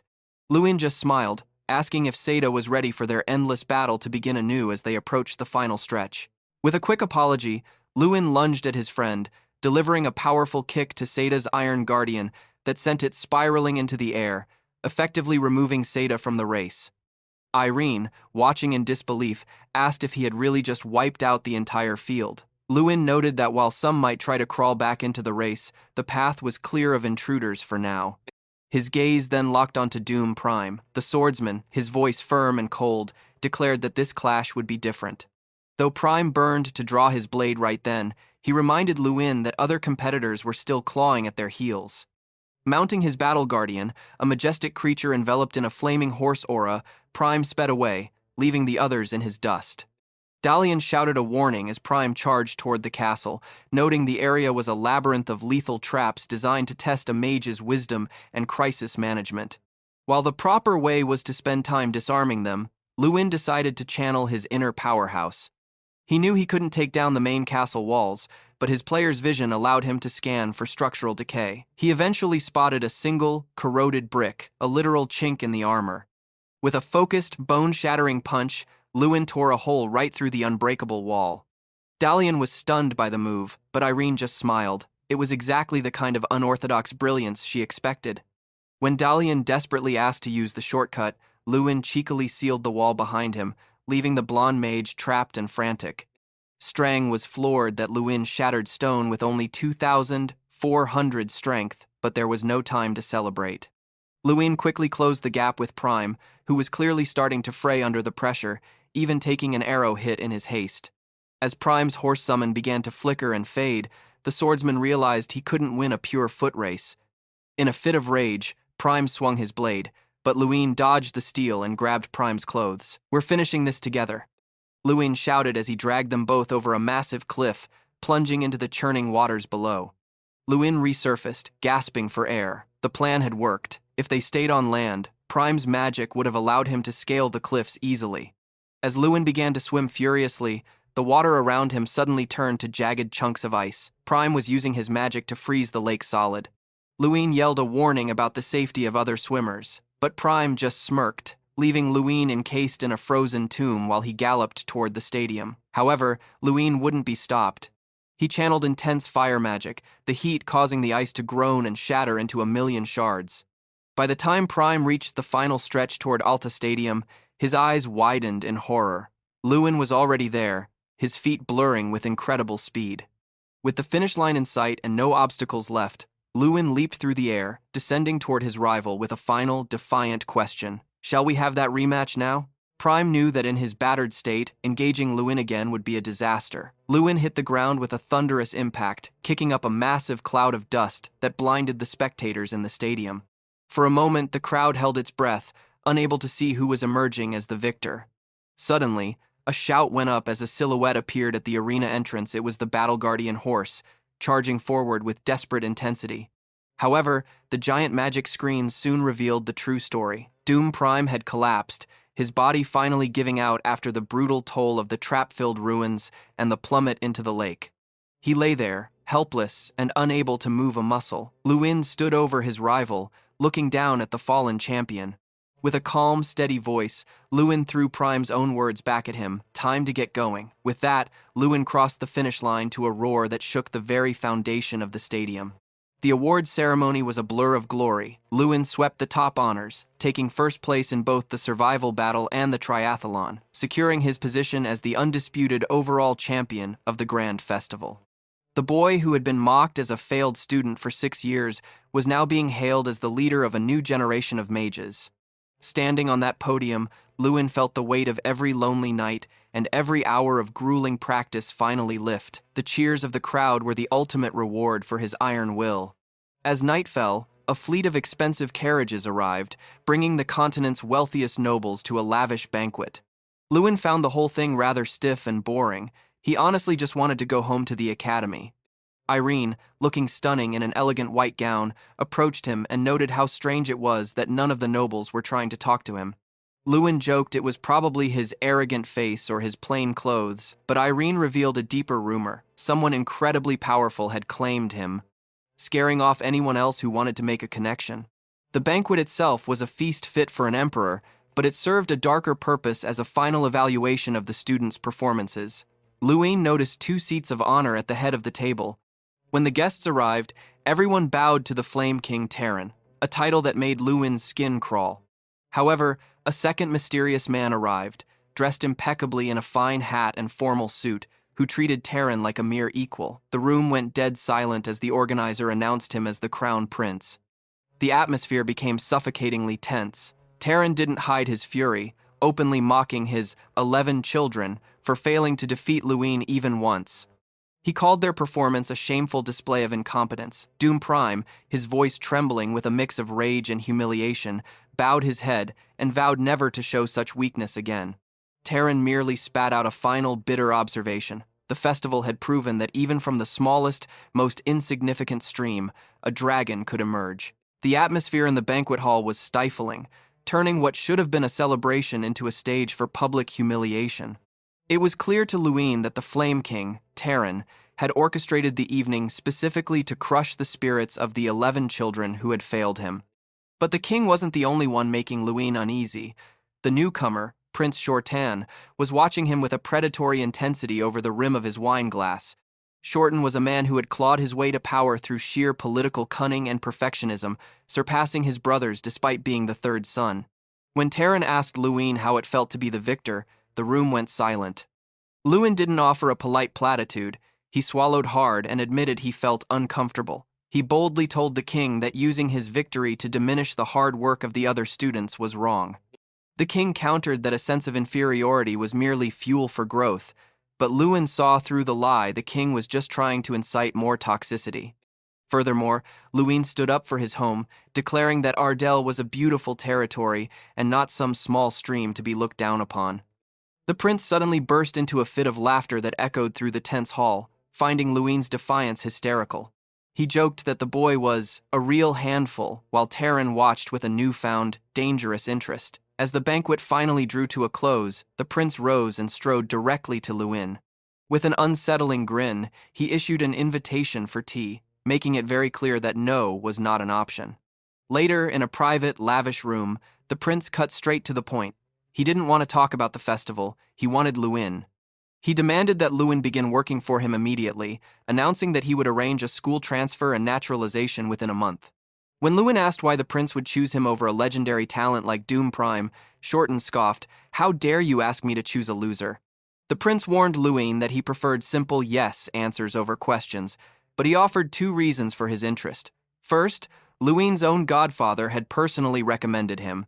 Second, the prince was genuinely impressed by Lewin's sheer guts. The boy was the only person brave enough to act cocky in front of him, while everyone else was busy groveling for power. The prince was fascinated by Lewin's sheer audacity, the grit to confront his own godfather, the backbone to speak his mind, and the stubbornness to keep questioning a royal even after being warned. In the cutthroat world of politics, Shortan knew he needed someone unpredictable and interesting by his side to guard him against his resentful older brothers, who were fuming that their youngest sibling had snatched the crown. Lewin felt a heavy lump form in his throat as the offer hung in the air. The prince reminded him that he wouldn't take no for an answer, essentially offering Lewin the golden ticket, becoming the closest associate to the Empire's highest authority. Most mages would have killed for this chance, knowing that alignment with a powerful figure was the peak of a magical career. But Luin wasn't interested in being anyone's subordinate. He had his own path to forge and far too many personal goals left to achieve. Prince Shorten, realizing he was dealing with a true idealist rather than a realist, told Luin to pretend the conversation never happened. However, he left him with a chilling warning. The prince loved collecting jewels, and any gem he couldn't possess, he simply shattered. Luin turned his back on the Empire's most dangerous man and walked away, leaning against a pillar later to wonder if he had just signed his own death warrant. As the sun dipped below the horizon, Luin pushed himself through his relentless training routine, collapsing onto the grass once his mission was complete. Strang commented on how his physique was improving daily, leading to a hilarious bickering match. When Luin made a comment about not wanting to hear body compliments from another man, the little bear dropped a bombshell. She was actually a woman.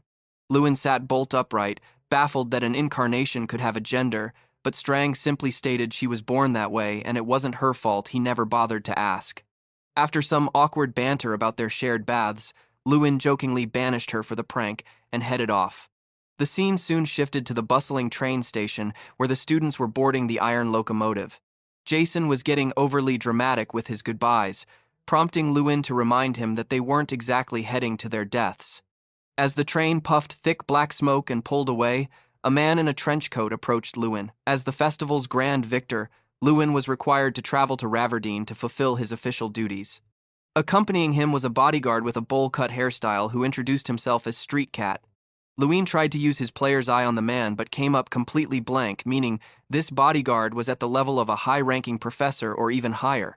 When Luin asked the man to speak more casually since he was only 16, Street Cat shot him a dry look and insisted he was already being perfectly comfortable. Their journey to the Imperial Palace, where the official congratulations awaited, was officially underway. Luin quickly realized that Street Cat was the definition of a cold professional, meticulous, efficient, and entirely humorless. The road ahead was clearly mapped out. After the formalities at the palace, Luin would be taken to the magic tower to be selected by a sentient artifact. This ritual was less like a graduation and more like a coming-of-age ceremony for champions. Typically, students aren't given real-world assignments, but as the festival victor, Luin was granted the rare privilege of choosing his own mission from a prestigious list. As he scanned the tasks, Strang leaned in and whispered a cryptic suggestion. Following her lead, Luin bypassed the safer options and pointed to a mission that made even his stoic bodyguard double-check the paperwork. The journey led them to a magnificent castle perched atop a jagged mountain, the Crown Prince's personal residence. Street Cat bid a blunt farewell at the gates, leaving Luin to face the massive doors as they groaned open. Prince Shorten was already there, hands on his hips, welcoming Luin to his personal slice of the Empire with an ambitious glint in his eye. He presented Luin with a reward of 10,000 gold and reminded him that the palace doors and a high-ranking position would always be waiting for him. Luin politely moved on, exhausted by the endless, giant corridors, only to be met by Street Cat again, who led him toward his next meeting. The bodyguard asked one last time if Luin was sure about his choice, noting it was the most dangerous path available. Luin stepped into the next room to find the Blazing King, Terran, waiting with a pot of tea. Terran was genuinely baffled by Luin's choice. He pointed out that the subjugation mission would have been an easy win: join the guards, kick around some bandits, and return a celebrated hero. Instead, Luin had picked the exploration of Sky Mountain, a desolate territory in the north. Luin kept his true motives close to his chest. He knew from Strang that this was the ancient homeland of the Ogres and the place where Draco had lived for a century. Sky Mountain was notorious for an insurmountable magical barrier that had stumped scholars and high-level mages for generations. To the world, it was an empty, cursed sanctuary of the Ogre god's fury, but to Luin, it was a treasure trove of lost history. When Terran pressed him for a reason, Luin simply played the part of the overachieving youth, claiming he wanted the most challenging task to prove his worth. He asked if it wouldn't be impressive for a 16-year-old to crack a barrier no one else could touch. Terran's gaze sharpened. He warned Luin that he might become the first champion in history to fail a victory mission. Then, the king dropped a chilling revelation. He had recommended Luin to the Crown Prince specifically to keep him trapped in Raverdeen under his watchful eye. He suspected Luin's unique ability was the real reason he was drawn to the mountain and promised to be watching his every move. Back in the safety of his own room, Luin turned to Strang with a hint of doubt. He wondered if, after all these years of damage and war, there was even anything left to find at the roof of the world. Strang remained unimpressed by the magic tower's reputation, scoffing that while humans might find these relics impressive, they were nothing compared to the power Luin truly held. Their conversation was interrupted by a knock from two guards with rather peculiar names, Street Cat and Delicious Boar. When Strang questioned the monikers, they explained these were specific preferences of the Flaming King, a tradition all mages in his service followed. The boar led Luin toward the artifact chambers for his final reward. The vault was divided into 4 distinct tiers, C, B, A, and X. Areas C through A held high-quality magic swords and legendary grimoires, like beyond the walls of Class 7. Luin marveled at the sheer history contained in Area B, but as they reached Area A, a heavy silence fell. Not a single artifact reacted to him. The boar admitted this was incredibly rare. Usually, a mage of Luin's caliber would be fighting off artifacts vying for his attention. Strang just crossed her arms, calling the treasures in the room trash and pointing her small paw toward the massive sealed doors of Area X. She could smell the scent of a dragon-made relic behind those gates, a place forbidden to almost everyone, including the Emperor. Suddenly, an intense, blinding green light erupted from the seams of the Area X door, engulfing the entire floor. The guards recoiled in genuine terror, shouting that a special event was occurring for the first time in 56 years. Back in the royal chambers, Terran shot to his feet. He demanded to know if the artifact known as Kungen's Tooth had truly reacted to Luin. Street Cat confirmed it with a bow. This was a monumental revelation. Area X housed 3 pinnacle items, the Staff of Alol, which chose Terran himself, Morshi's armor, and the Molar of Kungen, the first Ogre chieftain. While the staff and armor chose masters every few decades or centuries, the tooth had remained silent for several hundred years. Luin approached the artifact and lifted it with startling ease. To any other human, the tooth weighed as much as a boulder, requiring 6 grown men just to budge it, yet Luin held it as if it were weightless. The king's mind raced Luin's unnatural strength, his obsession with the Sky Mountain, and now his selection by the Ogre chieftain's relic all pointed to one terrifying conclusion. With a grave expression, Terran ordered the immediate summoning of the Scream Mage. Undeterred by the shadow he was casting over the capital, Luin began his journey west. He had exactly 1 month to breach the barrier of Sky Mountain and uncover the secrets Draco had left behind. The young man gathered the final supplies for his trek, feeling the weight of the journey ahead. As he tucked away his gear, he noticed Street Cat watching him with a lingering, unreadable expression. When Luin asked if there was anything left to say, the veteran mage gave him a cryptic warning. While the magic tower is a haven for its own, it is utterly ruthless to those it cannot control.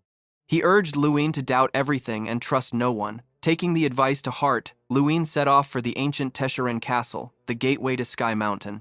According to his books, Tesharan was a fortress of ironclad soldiers and towering walls built to repel ogre invasions.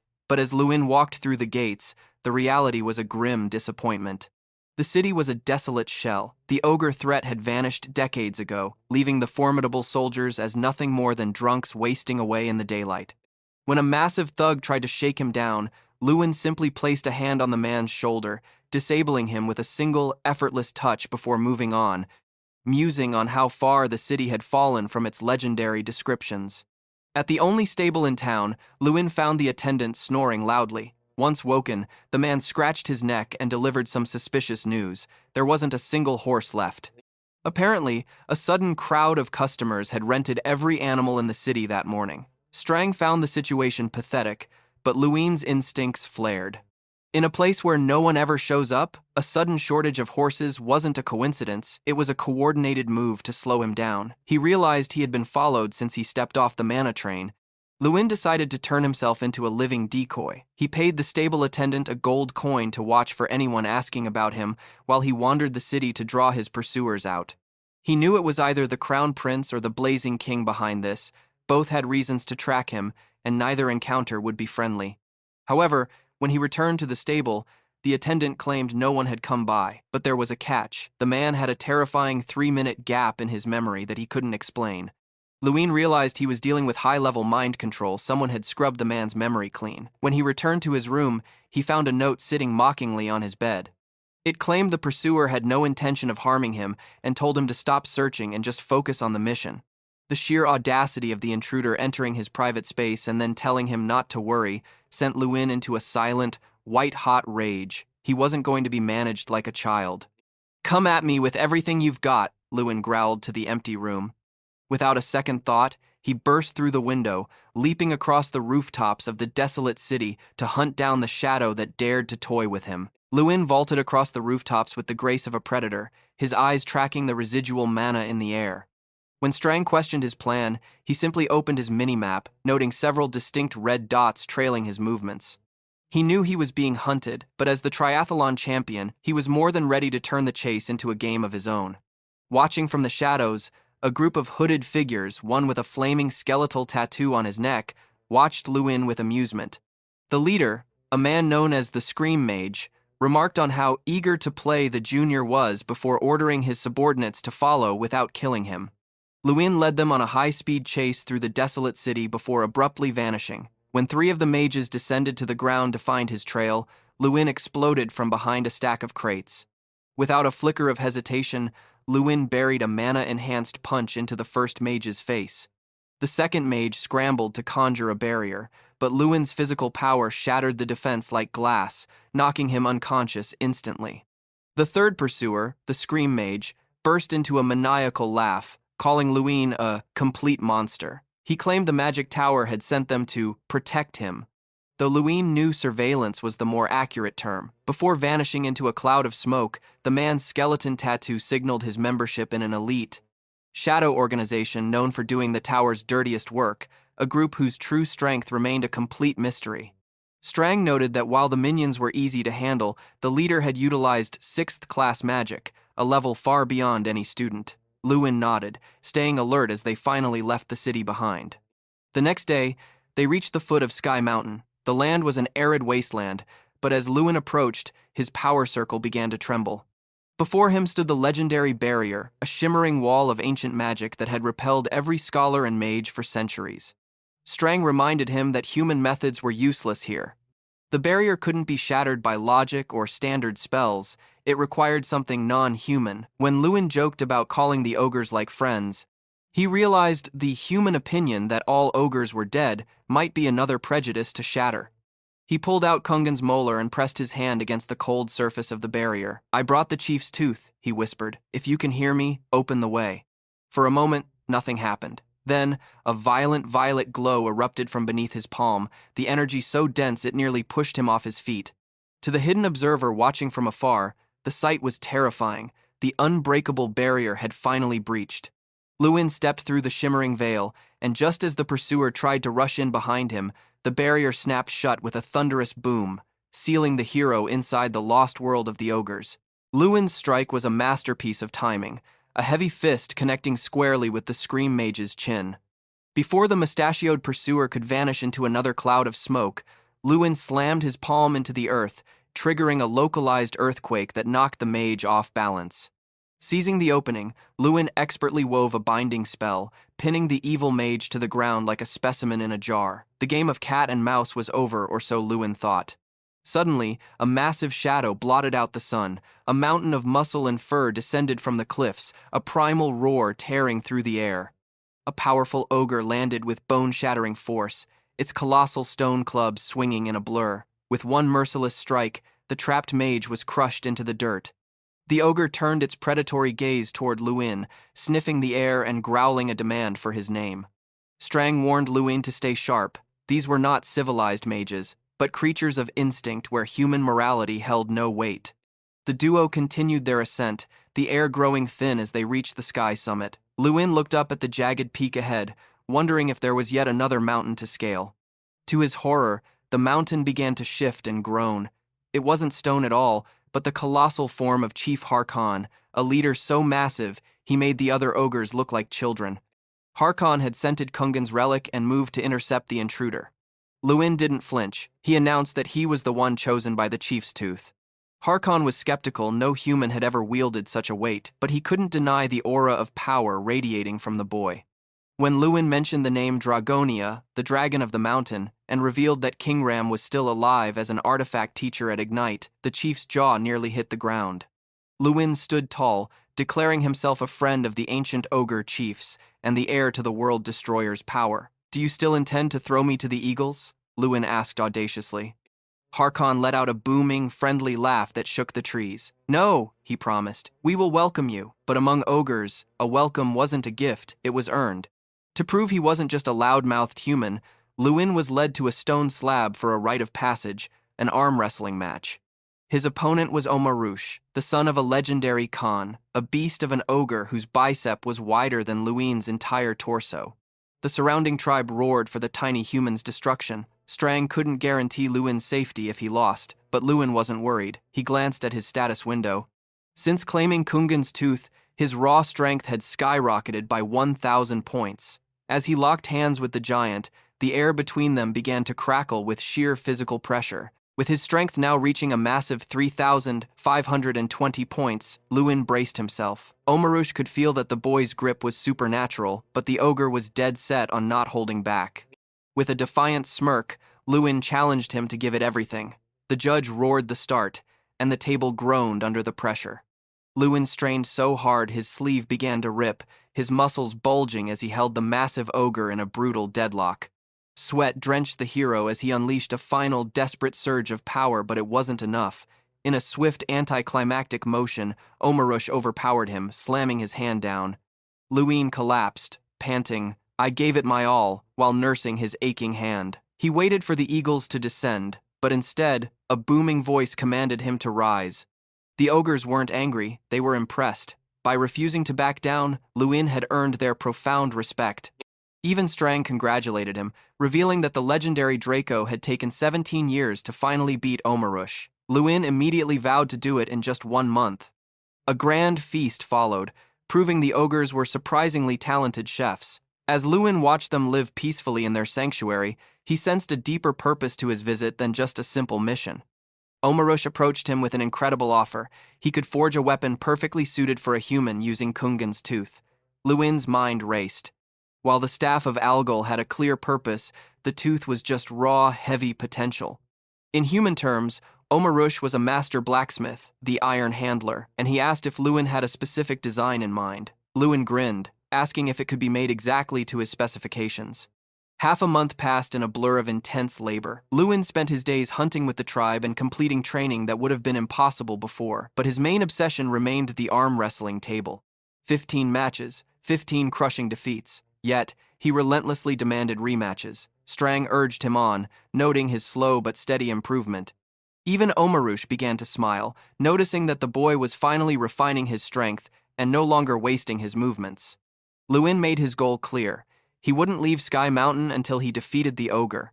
The two continued to taunt each other, with Omarush declaring, "You don't stand a chance." However, just a few days later, the cocky look vanished from the ogre's face, replaced by wide-eyed shock as the tiny human did the unthinkable. Finally, after 17 grueling matches, Lewin slammed Omarush's massive arm into the table, securing his first hard-fought victory. He roared toward the sky, celebrating as if he had won a world championship, and for the first time, the genial ogre called him by his name. "You're ready, Lewin," Omarush admitted. It turned out the weapon Lewin had commissioned had been finished for days, but the iron handler refused to hand it over until the boy proved he could actually best him. Omarush extended his hand, presenting the Kungan's molar gauntlet. Crafted from the indestructible artifact, the gauntlet was a masterpiece for a close-range mage, boosting Lewin's raw strength by a staggering 2,000 points upon equipping. To test his new power, the audacious Lewin did something the tribe deemed absolute madness. He challenged every single warrior of Sky Mountain to an arm wrestling match at once. One by one, the ogres stepped up, lured by their love for competition and respect for strength. Even the ogre children cheered as the tiny human took on the tribe's best. Strang watched with crossed arms, noting that even the legendary Draco had only managed to defeat 17 ogres after 30 years on the mountain. With the gauntlet equipped, Lewin felt invincible, systematically pinning the arms of over 100 ogres. As he prepared to leave, the tribe smiled, grateful for the memories. Luin offered a final handshake, a silent human promise to return one day. Meanwhile, back in the capital, the atmosphere was far from friendly. Terran was growing increasingly anxious. The Scream Mage had vanished without a trace, and his search parties reported no human presence near Sky Mountain. "We've been played," the king roared, slamming his fist. But his fury was interrupted by a report. Luin Ardell had just arrived in Raverdine. Luin was immediately summoned to the king's presence. With a steady, practiced voice, the young man claimed he had failed. He told the king the barrier was simply too powerful to breach, just as everyone had warned. Terran narrowed his eyes, his voice dripping with skepticism. "You're a terrible liar, boy. You are Kungan's chosen." He pointed out the suspicious coincidence of Luin choosing the Ogre Fortress mission immediately after being selected by the Tooth. Luin felt a cold sweat bead on his brow, asking if the king had been spying on him. Terran sighed, admitting he watched Luin out of fear that he might become a mage who opposes the tower. When Luin asked if every dissenter became an enemy of the king, Terran simply nodded.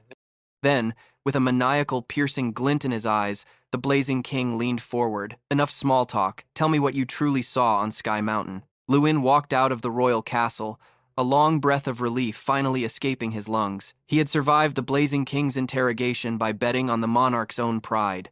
Terran had warned him that a high-level mage could easily peel back his memories to find the truth, but Luin gambled that the king wouldn't stoop to such crude methods for a mere student. It worked. The king officially recorded the mission as a failure and dismissed him, though his parting gaze made it clear. The magic tower would never truly stop watching the boy chosen by the ogre chieftain's relic. The journey back to Ignite Academy was a complete shift in tone. 2 months had passed since the festival, but the school was still covered in banners of Luin's face. His friends hoisted him onto their shoulders like a returning war hero. Back in the dorms, Jason hauled in a massive crate of mail. When Luin opened his closet, a literal mountain of letters tumbled out, burying the floor. There were marriage proposals from princesses, invitations from high-ranking nobles, and letters calling him a true patriot for snubbing the crown prince's offer. Jason joked that everyone in the kingdom now wanted to be dear to the champion. But despite the fame, Luin's heart was elsewhere. For the first time in 5 years, he found the courage to return to his hometown, Ardell. Riding into the village, Luin felt the weight of his long absence. He had avoided home for years, too ashamed to face his family, while he was still the failed student of the academy. But now, he could hold his head high. The villagers stood frozen in shock as he passed, until his sister, Luina, came sprinting toward him. She gave him a fierce, tearful hug while scolding him for not sending a single letter in half a decade. Luin just smiled, noticing how much she had grown, and asked his father to gather the whole family for a long-overdue reunion. Under the glow of a beautiful full moon, Luin recounted the saga of the last 6 years, the dark cave, the grueling training, the world destroyer's legacy, and the victory at the grand festival. His family listened with pride and tears, realizing the immense hardships he had overcome. However, as the night went on, the atmosphere turned heavy. His father confessed that while Luin was away, the family had been bombarded with letters. Most were harmless donations or meeting requests, but one name kept appearing, casting a shadow over their joy: Belos Monzo. Belos Monzo, the lord of the neighboring commercial hub, has been tightening a financial noose around the Ardell family. By manipulating trade prices and threatening to install his own puppet mage as a guardian, he aims to force the Ardells into bankruptcy and land-grabbing submission. Luin, hearing how his father has silently endured this humiliation to protect his people, felt a wave of shame for his own past arrogance. He realized his father wasn't weak, he was a martyr for his territory. Deciding to take matters into his own hands, Luin handed his administrator, Mr. Begins, a box containing the 10,000 gold he won at the Grand Festival. His plan is bold. Instead of begging for fair trade, the Ardell family will become self-sufficient. They will use the funds to hire mercenaries and reclaim Wolf Hill and the Chinhong Plains' fertile lands currently infested by monsters known as mudmen. By purifying these territories, the Ardells can break their reliance on Monzo forever. With the tactical details left to his father, Luin rode toward the lavish mansion of Monzo. Belos Monzo is a man rumored to have bought his noble title with blood money from the notorious Walpa gang. As Luin approached the gates, the guard knights sneered at him, mocking the Ardell children who keep coming to beg for mercy. They laughed, recalling how they treated Luin's father with similar disrespect. but Luin is not his father. As the guards prepared to toss him out, Luin's aura shifted, radiating the raw power of a champion. With a casual flick of his wrist, he sent one of the armored soldiers sprawling across the pavement. The mockery died instantly as the bearded Lord Belos himself stepped out to see the commotion. Belos, recognizing the hero of the new generation, tried to maintain his dominance with a backhanded comment, suggesting Luin was so important he shouldn't even be able to lift his head in such high company. Luin didn't miss a beat, staring the former gang leader down with cold eyes. Then perhaps, Luin retorted, you shouldn't lift yours at all. The air between the two became electric. The financial war had just turned into a very personal confrontation. Luin didn't mince words, telling Belos Monzo that if he were truly ashamed of his actions, he should keep his head bowed.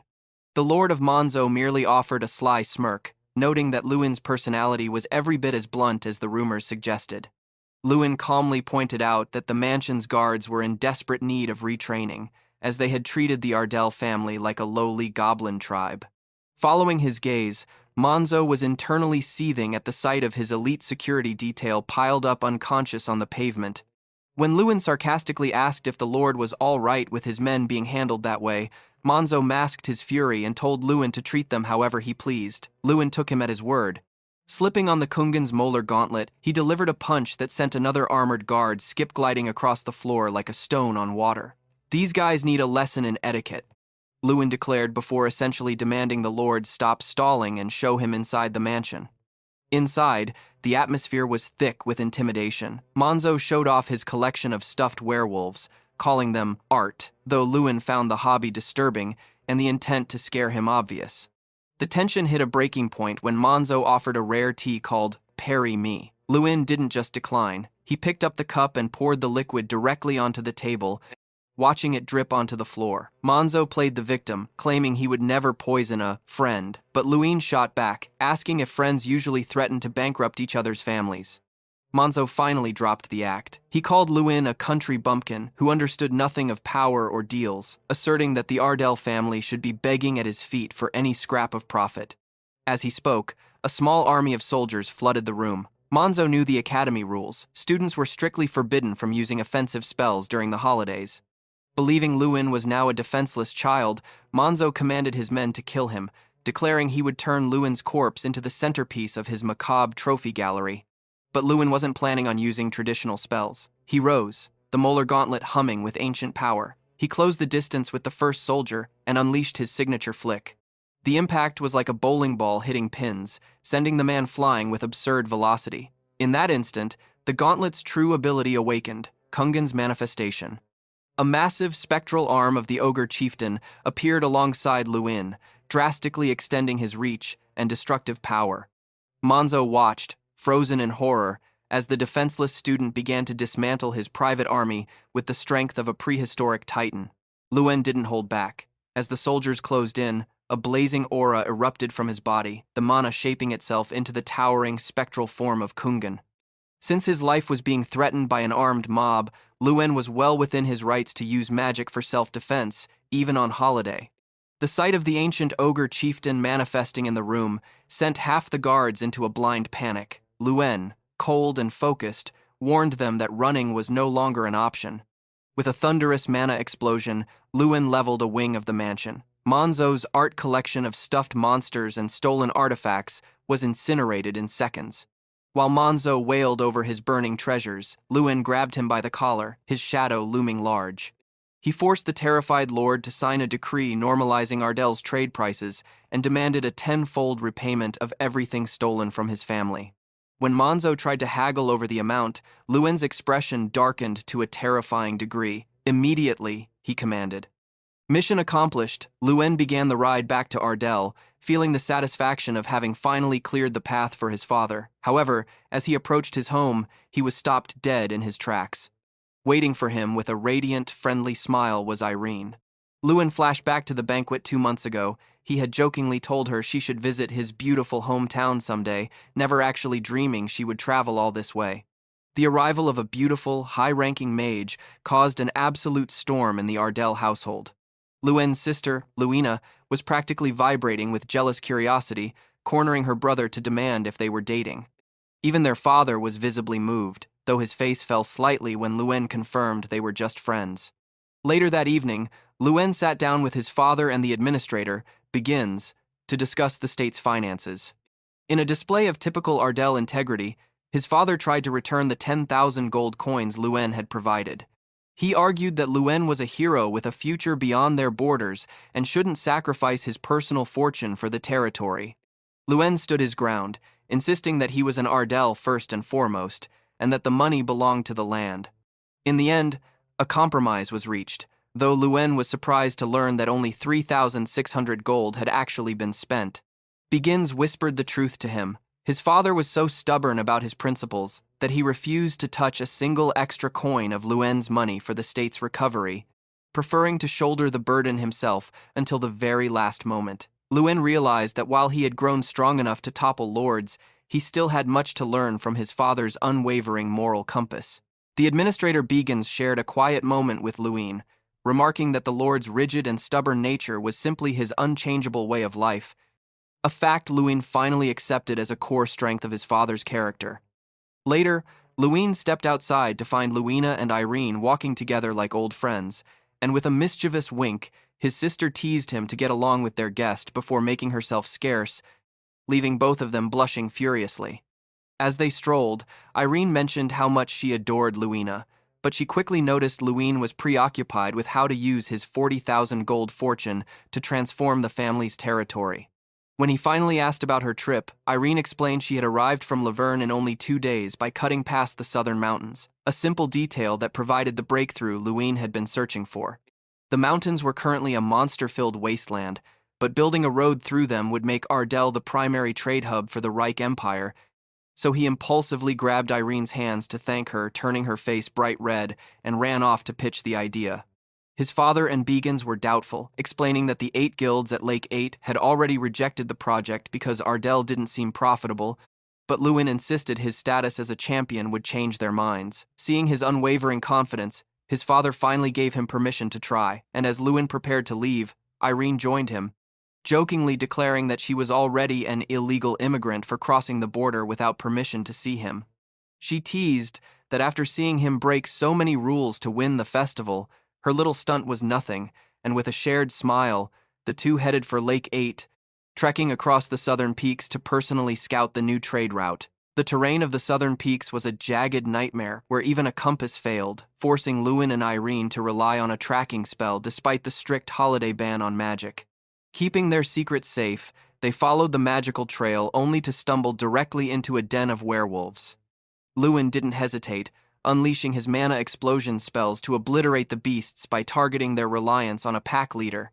In the aftermath of the skirmish, a mysterious new quest notification appeared before Luen, adding a layer of intrigue to their journey as they pushed forward toward their true destination. Finally, the pair reached the massive gates of Lake 8, a colossal city-state where 8 immense lakes converged to dominate continental trade. Governed by 8 merchant representatives rather than a king, the city was a temple to wealth where money reigned supreme. To reach the heart of power, Luen and Irene headed to the Golden Hall, a mansion so lavish it lived up to its name with a stark, golden contrast to the humble aesthetics of Ardell. Though they lacked an appointment, the moment Luen announced his name as the grand festival winner alongside Irene, the guards' skepticism turned to awe, granting them immediate entry. Inside, the influential guild leaders sat around a massive round table, their faces a mix of curiosity and amusement. One bearded representative questioned why a highly esteemed next-generation mage would visit such a remote place, but the atmosphere soured the moment Luen proposed a trade agreement between Ardell and Lake 8. The merchants' smiles vanished as they recalled Ardell as a rural state that had been unanimously rejected before for offering one-sided, unprofitable deals. The tension became palpable as they began to dismiss Luen as just another poor lordling looking for a handout. However, Luen met their dismissal with a chilling, dualistic gaze that silenced the room. "It's a shame to see such a reaction when I haven't even begun to present my proposal," he declared with ice in his voice. To the shock of the assembly, Luen slammed a heavy pouch onto the table, the metallic thud of gold signaling that this negotiation was far from over. The heavy thud of 30,000 gold coins spilling onto the table silenced the room as every eye snapped toward the glittering pile, and with a sarcastic smirk, Lewin asked if that was enough motivation to take the deal seriously. Lake 8 was a sprawling city-state, governed by a council of 8 powerful merchants, and Lewin had journeyed here to forge a trade agreement that would secure Ardell's future, despite the countless dangers he had faced. After a brief and intense exchange where he wielded his growing influence, Lewin stunned the representatives by proposing the purchase of 30,000 weapons, intending to open their markets to Ardell's goods in return. He understood a crucial lesson from the Monzo incident: power attracts wealth, and wealth creates peace. When he asked who handled weapons, he was surprised to meet Representative Number 1, Cecilia Valtra, a young woman who commanded immense respect despite looking younger than his own sister. When she asked why he needed so many arms, Lewin explained his plan for a massive monster hunt to clear a trade route through the South Mountain Range. The room's atmosphere shifted instantly to one of dread, and the bearded merchant warned Lewin never to speak that mountain's name again. Cecilia, her face turning pale, declared crossing the range was impossible because a demon lived there, the very calamity that had claimed her father's life. Lewin, realizing he had encountered that demon just the night before, unzipped his jacket and pulled out a tuft of silver fur from the werewolf he had slain. The sight of the trophy moved Cecilia to tears of relief, and she proclaimed the demon finally dead, earning Lewin the eternal respect of the Valtra family. 3 days later, as they walked together, Cecilia apologized for the delay and stunned Lewin by offering much more than he had hoped for. The Valtra family would fully support the construction of the road to Ardell and pay above-market prices for any product he supplied. This incredible generosity moved Lewin, who recognized a kindred spirit in someone who had also grown up facing hardship. The two shook hands to seal the contract, successfully concluding the agreement with Lake 8. As Lewin and Irene began their journey home, the hero felt a surge of pride, eager to share the news with his father that the isolation of Ardell was finally over. Lewin noticed a shift in Irene's mood as he spoke about the bustling future of Ardell, realizing that while he felt deep affection for his home, she didn't share that same longing for hers. When he asked if she would ever invite him to her hometown, she seemed reluctant, though Lewin remained certain he would one day visit Frace. Upon their return to the estate, his father was utterly astonished to hear that Lake 8 would buy their products above market price, and Bagans was equally dumbfounded that they were also taking full responsibility for the trade route's construction. The moment was briefly interrupted by a comedic misunderstanding when Irene mentioned they had stayed in separate rooms, causing Lewin to quickly clamp a hand over her mouth to keep the conversation focused on business.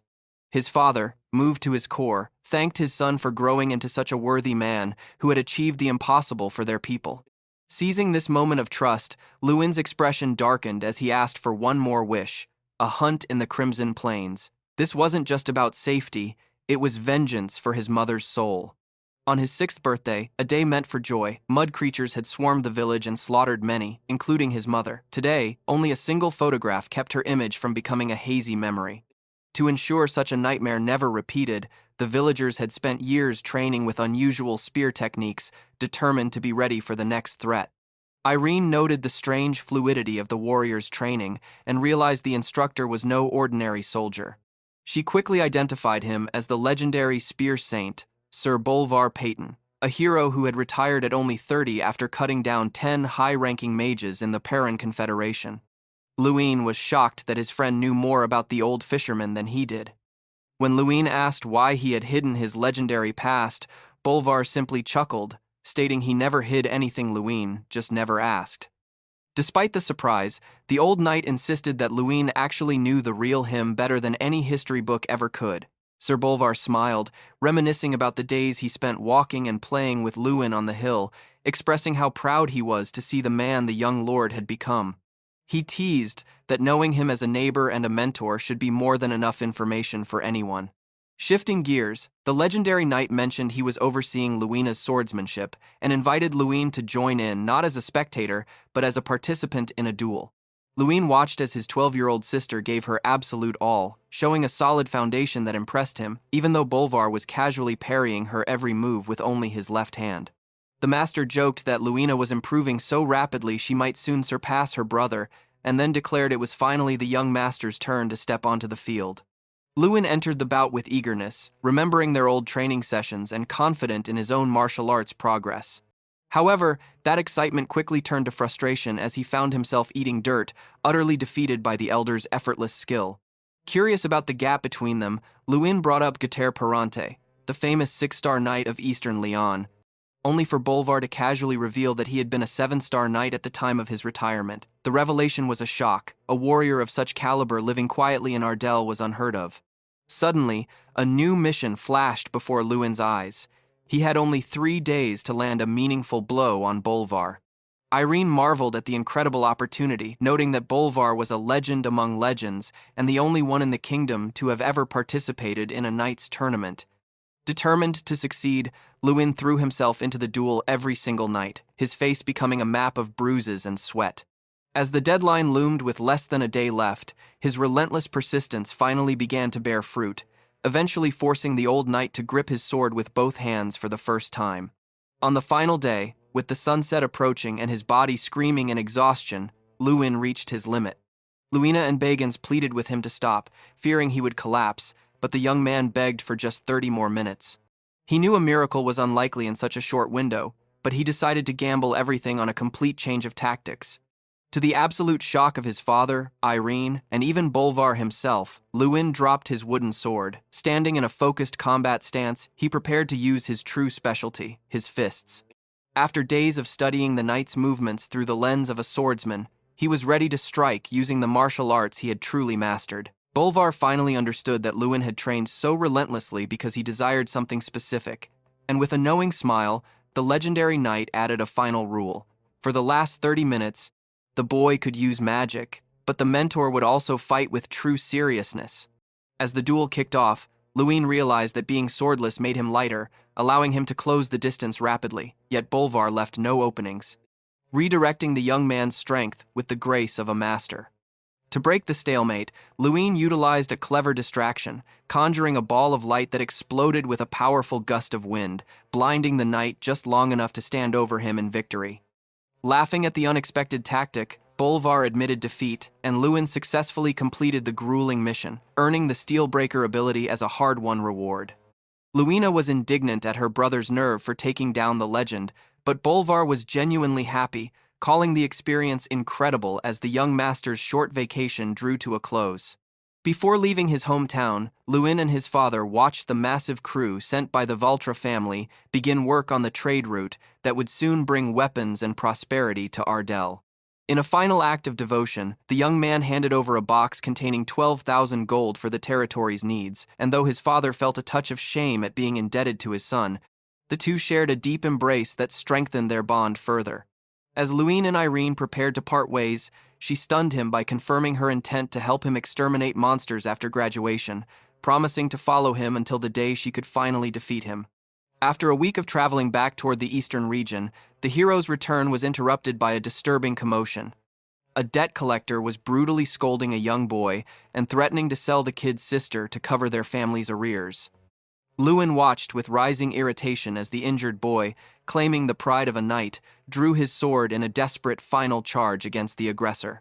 The thug remained completely unfazed, laughing off the boy's struggle with a brutal punch to the face before stomping on him and mocking the low standards of the Fuldren Squire knights.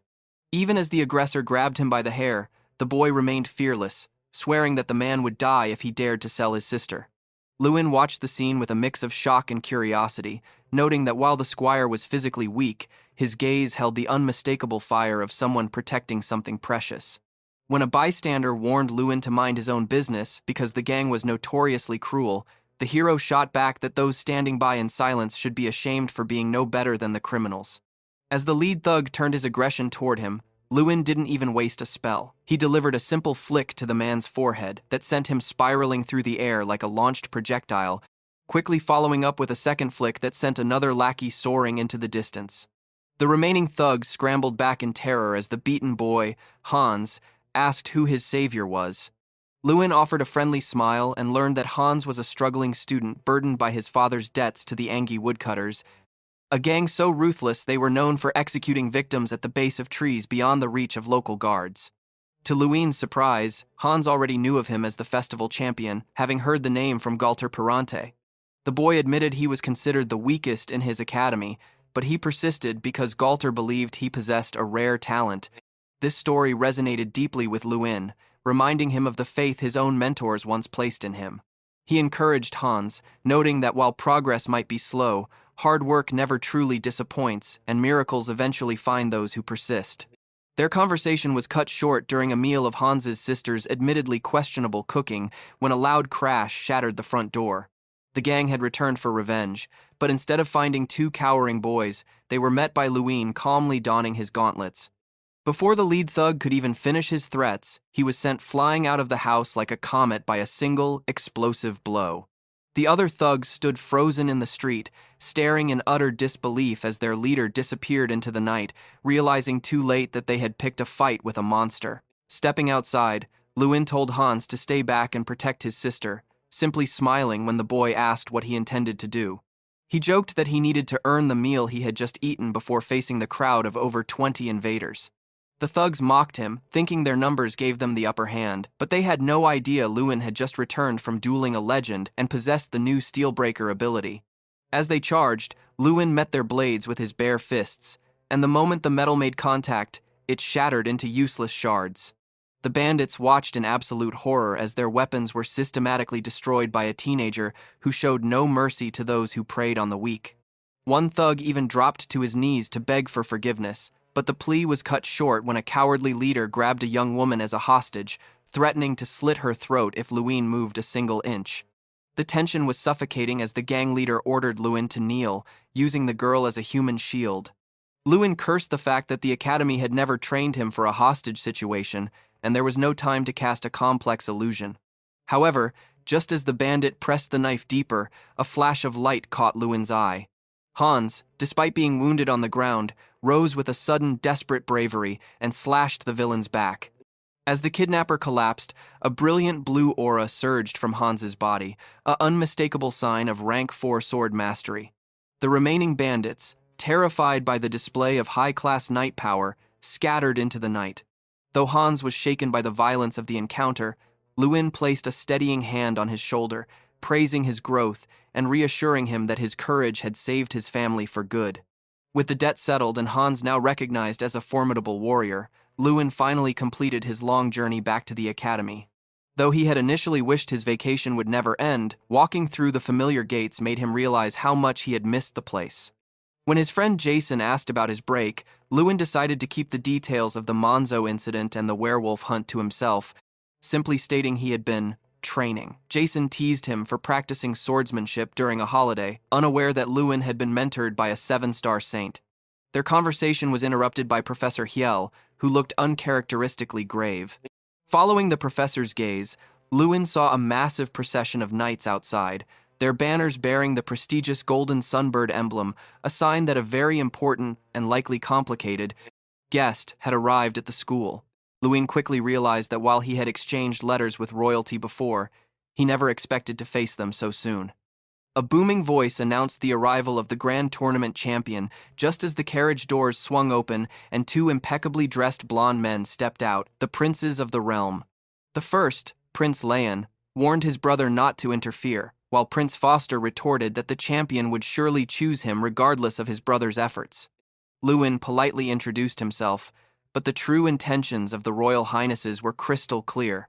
Securing the support of the festival winner would be a massive leap toward claiming the throne. Realizing the Kingdom of Leon was currently the weakest nation on the continent due to the constant internal strife between monarchists and reformists, Lewin saw these mages as nothing more than pawns in a relentless power struggle. The meeting barely began before the 2 brothers started bickering like spoiled brats over who got to sit opposite the young man, a display of childish behavior that explained why the country was sinking into chaos. Lewin wasted no time and flatly stated that he had no intention of choosing a side between them, a declaration that gripped both princes with tension. To shift the focus, he revealed his plan to return to his homeland, Ardell, after graduation rather than staying in the capital. This news electrified the brothers, as it meant Lewin would become a powerful local force.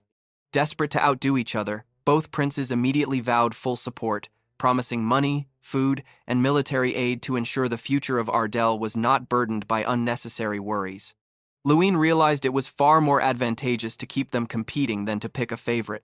He seized the opportunity to demand official approval for Ardell's current expansion plans and requested military support for the upcoming monster subjugation. Before departing, the princes made a shocking proclamation, naming Lewin the new protector of the royal family, a title that commanded absolute respect across the realm. As the royal carriage pulled away, Lewin's classmates swarmed him with flattery, though Jason eventually stepped in to rescue him for class. However, a heavy silence fell over the crowd as someone noted that the position of protector had been monopolized for generations by the Gary Hill family, and the current head of that house was already approaching.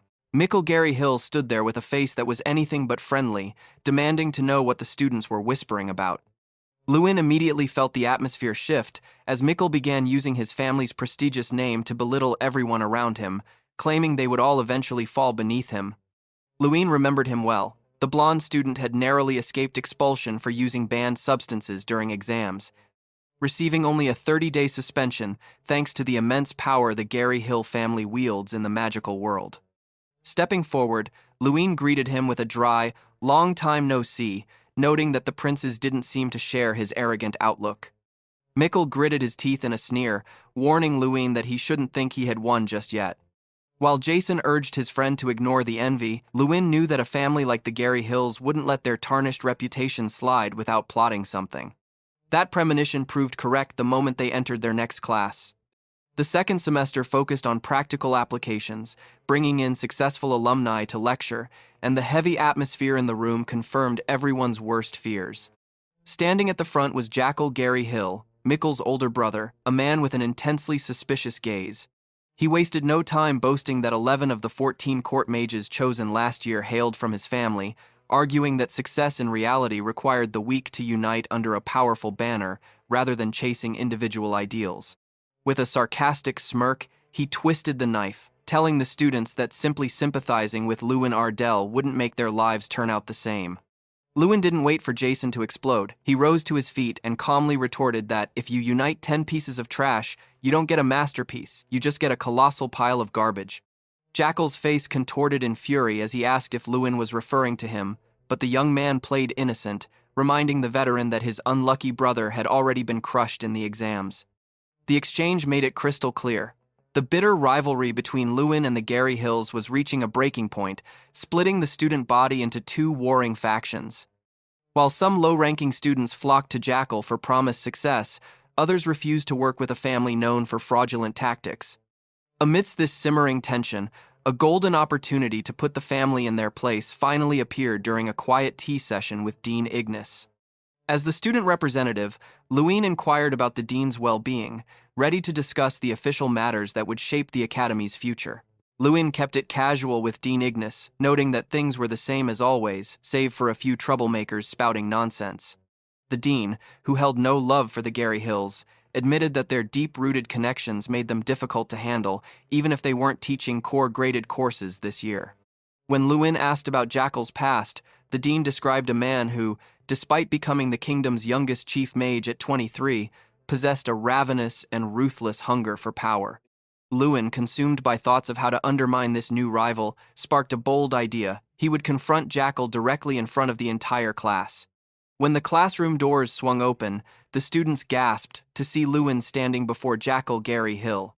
With the tone of an earnest junior, Lewin announced he had a personal request, causing Jason to burst out laughing at the sheer audacity of the move. Lewin explained that since Jackal had rejected the dean's proposal for night classes, he was there to personally plea for a joint class. These unique sessions allowed lecturers and students to compete on an equal playing field, and the room buzzed with excitement at the prospect of seeing Lewin and Jackal face off. Lewin expertly backed Jackal into a corner, arguing that if the Gary Hills truly valued teamwork and reality as they claimed, there was no reason to refuse unless, of course, the veteran was simply afraid. The pressure from the students became a roar, with even Mikel claiming Lewin would regret it because his brother was truly powerful. Caught in his own web of arrogance, Jackal could no longer refuse without losing face. He gripped Lewin's hand, vowing to give his all, but Lewin used the handshake to pulse a taste of his immense mana directly into Jackal, leaving the senior mage visibly shaken. "I'm counting on you, senior," Lewin said calmly. "Prepare to be impressed." It was then revealed that this entire confrontation had been a clever trap devised by Lewin and Dean Ignis 3 days prior, knowing that no graduate could refuse a direct, public challenge from the academy's top student. As the tension peaked, the arrival of the full-done knights shifted the focus again, as Captain Galter Pirante approached Lewin with a wide grin. Eager to congratulate the young man he now considered a true peer after his festival victory. The training atmosphere grew heavy as Captain Galter headed to meet the dean, leaving the knights to organize. Lewin immediately noticed a commotion where Hans, the squire he had previously helped, was being mistreated by a group of arrogant trainees. Stepping in, Lewin was confronted by Maltiv Gagan, the son of a legendary 7-star commander and the current representative of the Fuldran Knights. Maltiv sneered at Lewin's interference, mocking the Ardell name as little more than commoner status. The hostility was quickly explained when Jackal Gary Hill appeared, revealing that Maltiv was his brother. It became clear to Lewin that the Gary Hill and Gagan families were deeply intertwined, and a clash was inevitable. As the joint class began, teams were formed consisting of 2 students and 1 knight. While the Gary Hill brothers scrambled to form an elite group, Lewin ignored the social posturing and asked Hans to join his team. Despite Hans's self-doubt, Lewin insisted they were friends, and Jason quickly jumped in to complete their trio. Lewin had a specific goal. This wasn't just about grades, it was about preparing Hans to face his bullies. Using his unique vision, Lewin confirmed that while Maltiv was a skilled 4-star knight, Hans possessed a hidden blue aura, a sign of latent rank 4 potential that far surpassed his current 3-star status. The tension peaked when Maltiv overheard Lewin encouraging Hans to eventually defeat him. Enraged, Maltiv drew his sword and charged, looking to humiliate the weakling once more.